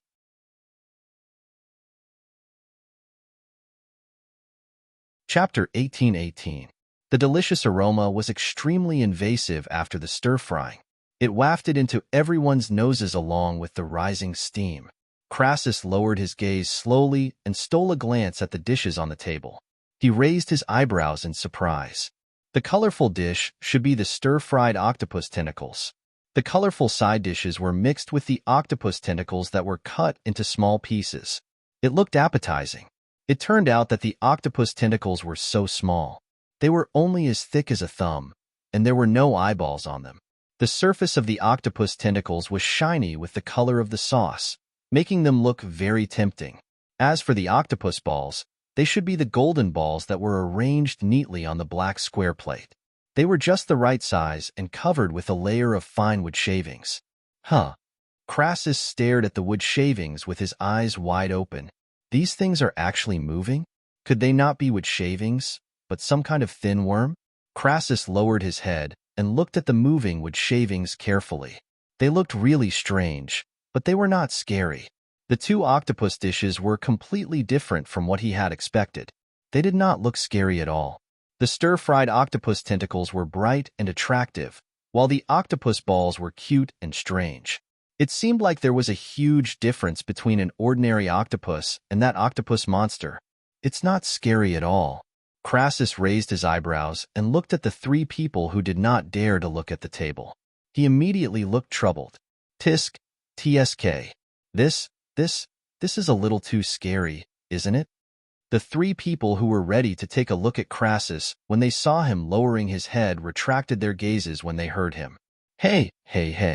You guys should take a look too. The dishes are already served. Why don't you guys take a look? You can't let me suffer alone, Crassus said hurriedly.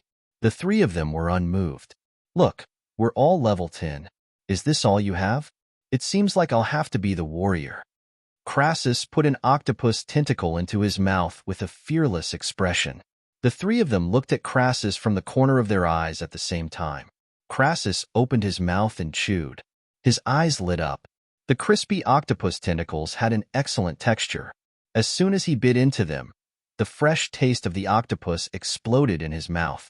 It was so delicious that it instantly filled his mouth and directly attacked his soul. Crassus felt as if he was suddenly immersed in the boundless ocean. He did not feel any fear.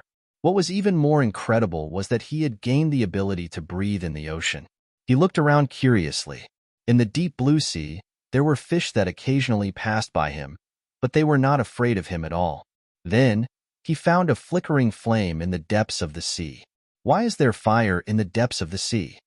He swam towards the flame in surprise, but no matter how close he got, the flame always kept a certain distance from him, jumping around in a strange way. The pressure of the surrounding seawater increased, but Crassus's eyes gradually became clear. In the flickering flames, he seemed to see some incredible laws. Crassus suddenly let out a long breath, as if he had been holding in the water for a long time. He looked at the chopsticks in his hand that he had not put down. Then, he came back to his senses and realized that he was eating. What was that just now? Crassus was a little confused. Could it be that what he saw just now was an illusion? However, this illusion was completely different from what he saw when he was controlled by the octopus monster in the catacombs. He vaguely felt that if he could completely control that flickering flame, his strength might be able to improve further. Could it be related to this octopus? Crassus picked up another octopus tentacle. After hesitating for a while, he put it into his mouth. As soon as he chewed, the delicious taste began to spread. He entered that mysterious state again. Julian, Louis, and the others looked at Crassus, who had entered a trance after taking a bite of the octopus tentacle. They were surprised and looked down. The dishes on the table were unexpectedly delicious. There were no scary tentacles, no scarlet eyeballs, and even a little cute. Is this its son? Louis stroked his chin. This should be a normal-sized octopus from the boundless ocean, Douglas deduced. It doesn't look like anything special. Julian picked up his chopsticks, picked up an octopus tentacle, and put it into his mouth. Before Crassus could savor the taste of the octopus tentacle, an endless ice field appeared in front of him. Is it really that delicious? Louis looked at the two stunned men. After hesitating for a while, he picked up an octopus ball and put it into his mouth. Oh, it's hot. Louis, who was about to open the octopus ball, opened his mouth and exhaled a few times. Then, he quickly entered a mysterious state as well. Douglas could not stand their behavior. He picked up an octopus tentacle and put it into his mouth. He muttered in his heart, "Isn't it just an octopus tentacle? Why are all of you being so mysterious?" Then, he saw an ice mirror between heaven and earth. The four of them recovered from that mysterious state almost at the same time. They happened to meet each other's eyes, then swallowed their saliva at the same time. What did you see? Crassus felt that his throat was a little dry. Something very mysterious. Louis still had a look of disbelief on his face. I have to say that these octopus tentacles might be able to bring us great benefits, Douglas said with a grave expression. He guessed that the things they saw might be different, but the meaning should be the same. Interesting. Julian only said 2 words as he picked up a second octopus tentacle. Crassus and the others did not say anything else and continued eating. Is it really that delicious? They're not in cahoots with each other, are they?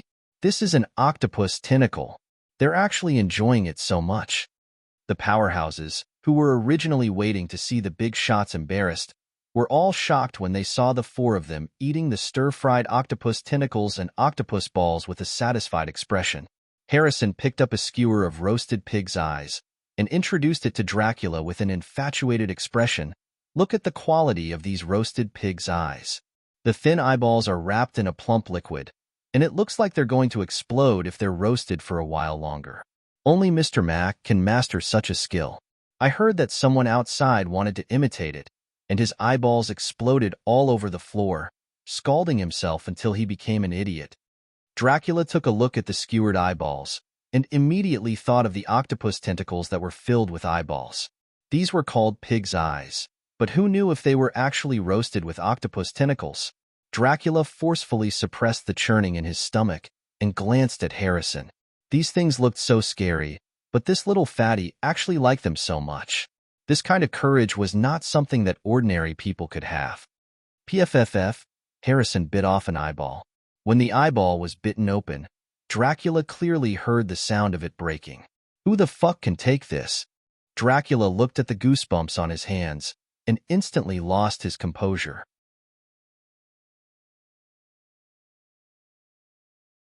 Chapter 1819. Harrison ate a roasted pig's eye with each bite. He was tormented between the scalding and the delicious taste. His eyes were squinted from the pressure of the fat on his face. He was already intoxicated. Dracula lowered his head and fiddled with the black pepper steak in front of him. He took a deep breath to calm himself down so that he wouldn't be unable to control himself and send the little fatty flying with a slap. "Uncle, do you want to try a skewer?" After finishing 2 skewers and downing half a glass of beer, Harrison picked up a skewer and looked at Dracula with a smile. No. Dracula rejected him expressionlessly. There was a saying that one shouldn't hit a smiling person. This little fatty's attitude made it difficult for him to flare up. "Then I won't stand on ceremony." Harrison smiled awkwardly and bit another pig's eye.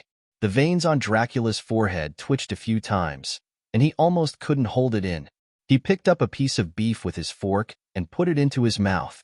The aroma of the red wine and the rich taste of the beef mixed in his mouth.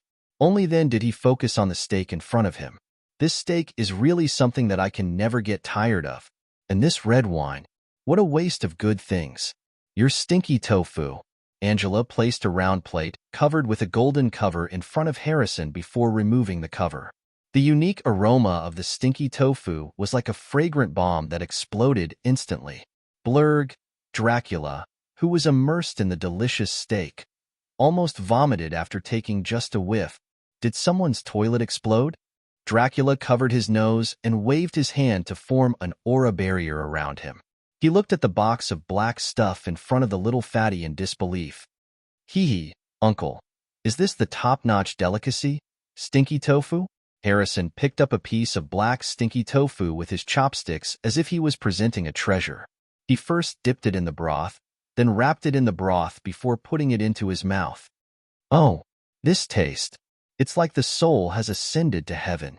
Harrison began to roll his eyes, and his face sank. What kind of freaking monster is this? Are humans so ferocious now? Harrison was dumbfounded. Looks like I can't drink human blood anymore. It's no longer pure. Your stir-fried octopus tentacles, octopus balls, and rice. Soon, Yabamiya brought 2 more dishes to Harrison. As soon as he heard the name of the dish, Dracula shifted his gaze elsewhere and began to seriously consider whether he should just grab his steak and run away. If this went on, he really wouldn't be able to finish the meal properly, even if the steak was very delicious. Mr. Mac, you're awesome. This dish is as beautiful as a flower, and these little meatballs are so cute. Harrison was already praising, as if I'd believe your nonsense. This little fatty is very bad. Count rolled his eyes and remained unmoved. Hey, uncle, if you don't like stinky tofu and roasted pig's eyes, why don't you try this? Harrison looked at Dracula and said. He felt a little apologetic as he felt that his stinky tofu had affected Dracula's meal. No, Count coldly refused. What a joke. Even if he were to die here today, he would absolutely not eat any octopus tentacles. This uncle is a little arrogant. Harrison was deep in thought. In order to prevent the other party from being disgusted, he didn't try to persuade him anymore. He picked up an octopus tentacle and put it into his mouth. This time, there was complete silence. Dracula was a little unaccustomed to the sudden silence from Harrison, who had been listening to all sorts of exaggerated praises and exclamations. Haha, retribution is here, right? Who told you to eat anything? Dracula laughed in his heart. He glanced sideways at Harrison, and his eyes widened instantly. This little fatty wasn't frightened. Instead, he was immersed in a kind of intoxicated state. That blurry expression and slightly curled orchid fingers made it seem like he had seen something magical. What's going on now? Could this stir-fried octopus tentacles really be so delicious and magical? Dracula was a little confused. After hesitating for a while, he still couldn't help but look down. There were 2 new dishes on the table. The brightly colored stir-fried dish had red and green peppers and purple-skinned onions taking up half of it. The other half was cut into small pieces of octopus tentacles. The surface was smooth, and there weren't any eyeballs or anything like that. Furthermore, it was only the thickness of a little finger. It was hard to associate it with the octopus monster that was like a mountain of flesh in the underground cavern. Meanwhile, the square plate next to it should be the so-called small octopus balls. They were all golden and looked very exquisite and cute indeed. That's it. Dracula was stunned. He felt that his feelings had been deceived. Could this be called octopus tentacles? This was a little brother. At this moment, Harrison also came back to his senses. He looked at Dracula with a surprised expression and said, "Uncle, you must try this. I've seen the true meaning of life." As he said that, he even pushed the plate in front of him a little in Dracula's direction. The corner of the plate squeezed into Dracula's aura boundary. The fragrance of the stir-fried octopus tentacles suddenly bloomed. This fragrance! There was some shock in Dracula's eyes. The rich fragrance rushed into his nose domineeringly. It was the ultimate freshness of seafood. With the addition of the side dishes and seasonings, it became so tempting. As a vampire who had lived in the endless sea for hundreds of years, he knew that octopuses belonged to the sea. The ancestor of the feared demons reared a big octopus. However, he had never thought that someone would make octopus into a dish, and it was actually so delicious and tempting. Gulp. Dracula's throat rolled, and his old face turned red. He was craving it. However, he was the ancestor of the vampires. The burden of being an idol was a little heavy. Look, those lords are enjoying it so much. Harrison used his eyes to signal in the direction of Crassus and the rest. He smiled and said, "Mr. Mac's new dish is definitely worth trying." Dracula glanced back and happened to see Lewis pick up a small octopus ball and put it into his mouth. The other three were holding chopsticks and looking for octopus tentacles in a pile of side dishes. What the fuck? Dracula suddenly felt that his burden was gone. "Here, try it." Harrison passed him a pair of chopsticks with a smile. Dracula did not stand on ceremony. He picked up an octopus tentacle and put it into his mouth directly. Ow, this taste. The crisp octopus tentacle was easily bitten open. It was slightly spicy, but very refreshing. The sauce gave it layers of rich taste. Meanwhile, the freshness that was hidden in it was released crazily as he chewed. As a vampire who grew up facing the sea, he had never experienced the freshness of the sea so deeply before. What was even more unbelievable was that he actually dared to taste it in an inland city like Chaos City. No words could describe what he was feeling now. There were only two words that could express his feelings right now. Smells so good. No pop-up window.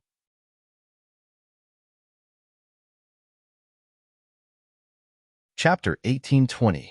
As a newly advanced vampire ancestor, Dracula was still in the exploration stage of the ancient vampire bloodline. He had become stronger, but he had yet to reach his strongest state, and could not be compared to that elder in his clan. Although he thought that he was a rare genius, Dracula was already prepared to use 300 years to slowly understand it and completely control the ancestor's power. During this period of time, he vaguely felt that his bloodline was blocked when he was cultivating, and the fusion was not going smoothly. However, even he could not check the situation in his body, so he could not solve it immediately.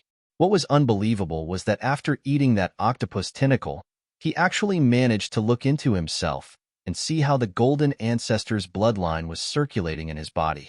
Although it was slowly fusing with his own bloodline, the process was not very smooth, and there were many obstacles. However, as long as he could determine the situation of these obstacles, he would definitely be able to find a suitable way to solve them and complete the bloodline fusion step even faster. This is too magical, isn't it? How could an ordinary-looking octopus tentacle have such a miraculous effect? Dracula looked at the stir-fried octopus tentacle in front of him in disbelief. He blinked to make sure that he was not dreaming. Delicious, right? Harrison took a big mouthful of rice and looked at Dracula with a smile. This was the first time he was interested in something Dracula recommended. As he spoke, he reached out with his chopsticks to pick up more food. Smack! A pair of chopsticks hit his chopsticks. Your stir-fried octopus tentacle is very fragrant, but it's mine now, Dracula said domineeringly as he placed the octopus tentacle in front of him. Oh? Harrison was dumbfounded. You can order another one. "This lunch is on me," Dracula said cheerfully as he took the octopus balls away. Harrison retracted the chopsticks that he had extended halfway. Looking at the two dishes that were already far away from him, he suddenly regretted recommending them so enthusiastically. However, seeing that Dracula agreed to treat him, he very happily forgave him. Miss Mia, I'd like 2 servings of stir-fried octopus tentacles and 2 servings of large octopus balls, as well as a beggar's chicken and 2 mugs of beer." Harrison ordered happily. Dracula, who was about to taste the octopus balls, raised his head and asked, "I only ate 1 portion of yours. Why did you order 2 portions with a chicken and 2 glasses of beer?" "Double the amount, double the happiness," Harrison chuckled. "It would be a waste not to eat it." Count was speechless, unable to refute. He could only continue to immerse himself in the joy brought by the octopus balls and stir-fried octopus tentacles. The stir-fried octopus tentacles and octopus balls brought a great surprise to the customers in the restaurant. Chaos City was located inland, so normal people wouldn't be able to eat expensive food like seafood. Even for those who frequented the restaurant, it wasn't easy for them to taste fresh seafood. Even if they used a flying steed, they couldn't guarantee that the seafood caught from the sea would still be alive when they reached Chaos City, let alone taste the fresh delicacies that had just been caught from the sea. If they wanted to eat it, they would have to go to the boundless sea realm personally. But today's stir-fried octopus tentacles and octopus balls brought them a great surprise.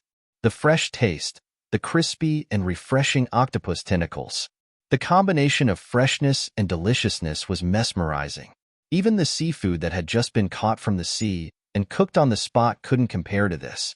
What was even more unbelievable was its price. A serving of stir-fried octopus tentacles cost 100 copper coins, while the octopus balls cost 60 and 40 copper coins per serving according to the size. One had to know that at Mamie's, a set of soybean milk and youtiao for breakfast cost 300 copper coins. It wasn't that the soybean milk and youtiao were not worth this price. As a must-have breakfast for many customers, there was nothing more worthwhile than exchanging 300 copper coins for a full day's worth of energy and happiness. It was just that octopus was such a precious ingredient, and the 2 dishes looked rather complicated.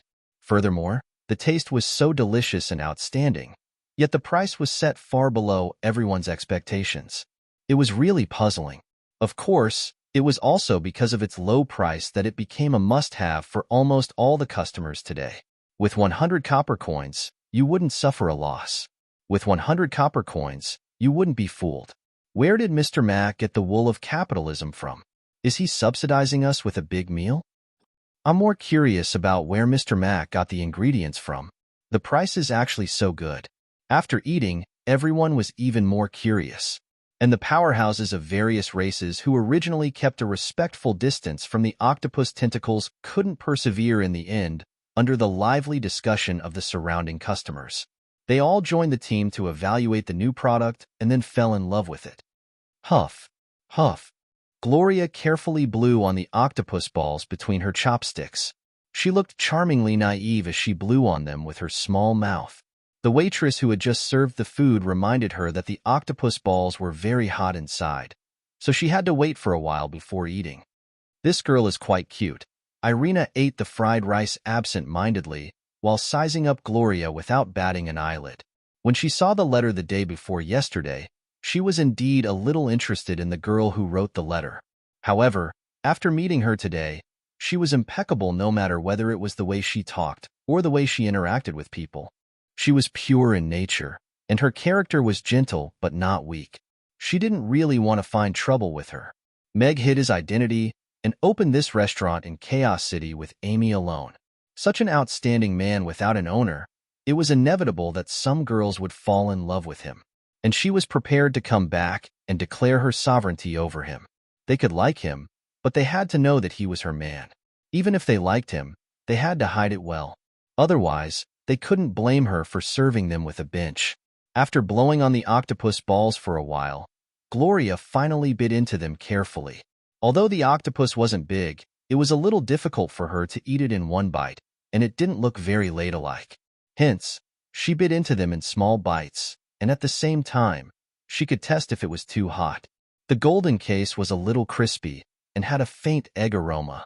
After she bit into it gently, the rich aroma sealed in the octopus ball gushed out instantly. It was a fresh and sweet smell. The inside of the octopus ball was filled with stuffing. There were finely chopped red peppers, onions, cabbage, whole corn kernels, and octopus tentacles that had been cut into small pieces. It presented the most perfect state. She bit off some of the stuffing in this bite and chewed it carefully. The crispy outer shell blended with the soft and delicious stuffing. The fragrant and sweet vegetables and fresh octopus tentacles complemented each other, bringing out a wonderful feast on the tip of the tongue. Her eyes curved into small crescents, and a smile appeared on her lips. Is it really that good? Irina's throat moved with some doubt.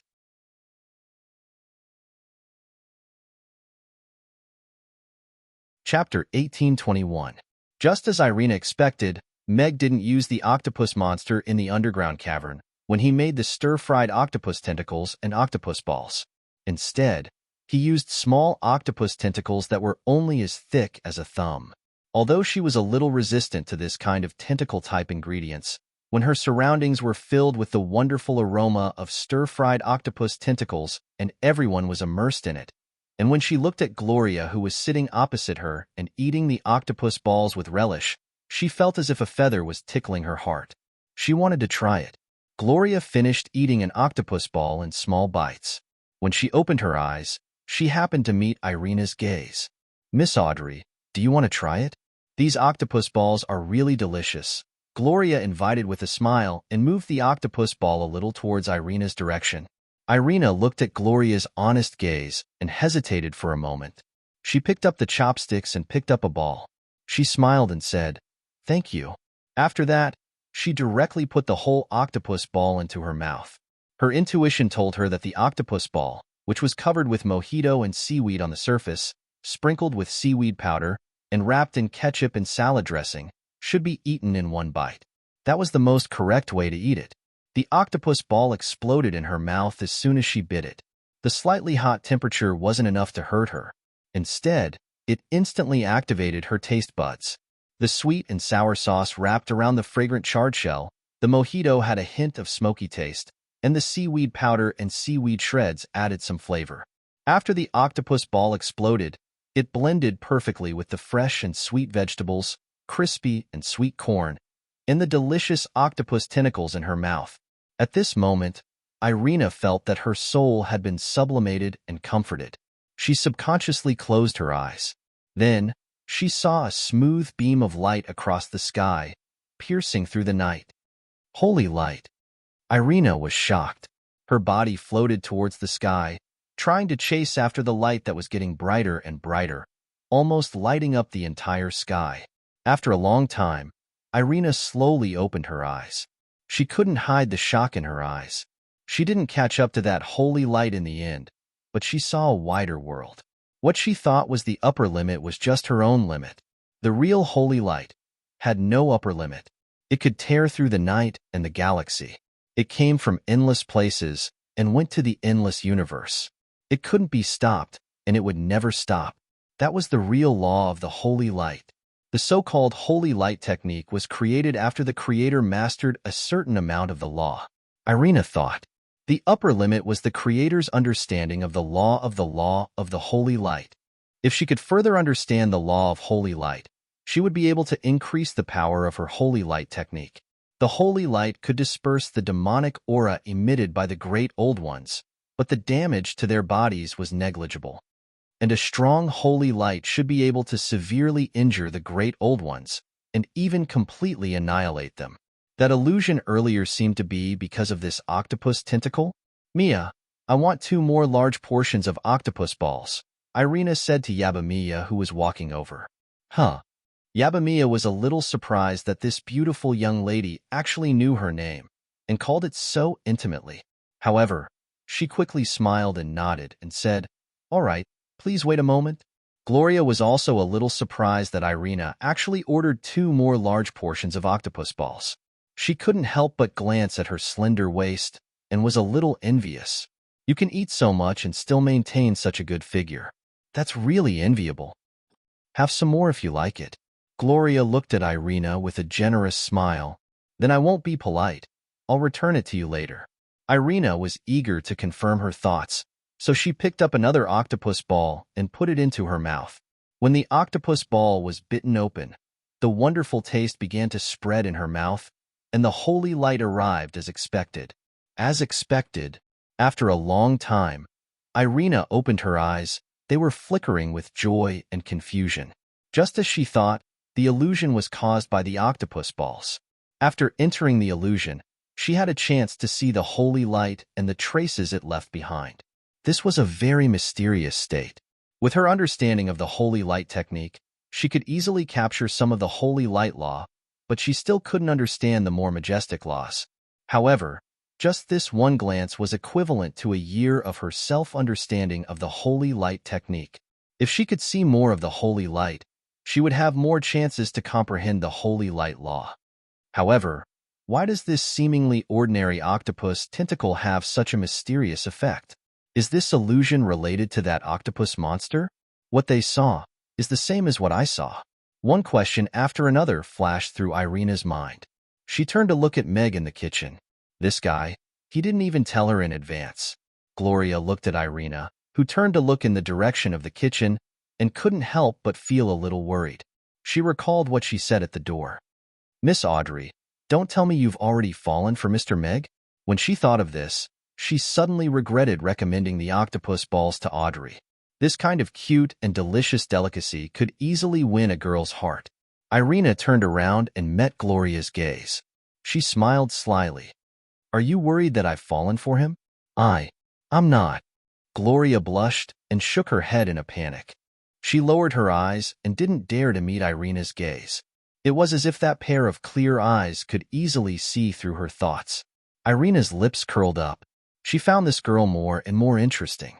Although she couldn't give Meg to her, she still wanted to make friends with her. 2 servings of octopus balls were quickly served. Here, I ate 2 of yours. I'll return 3 to you. Irina pushed a serving of octopus balls in Gloria's direction and said with a smile, Of course, if you can finish this, you can eat all of them. I can't eat that much. If I eat more, I'll get fat. Gloria hurriedly waved her hand. However, when she looked at the golden balls, she couldn't bear to refuse. After hesitating for a while, she still said with a guilty conscience, I'll eat 2 more. As you like. Irina nodded. She had already picked up a ball and put it into her mouth. She felt the descent of the holy light again. No pop-up window. You're tuning in to the Romance Rendezvous YouTube channel. We're so grateful for your support, and don't forget to subscribe to join us on this incredible journey through captivating stories. Your generosity through donations truly makes a world of difference, as it's the primary source of revenue that allows me to expand and enhance this channel for you. Thank you from the bottom of my heart for being a part of this adventure.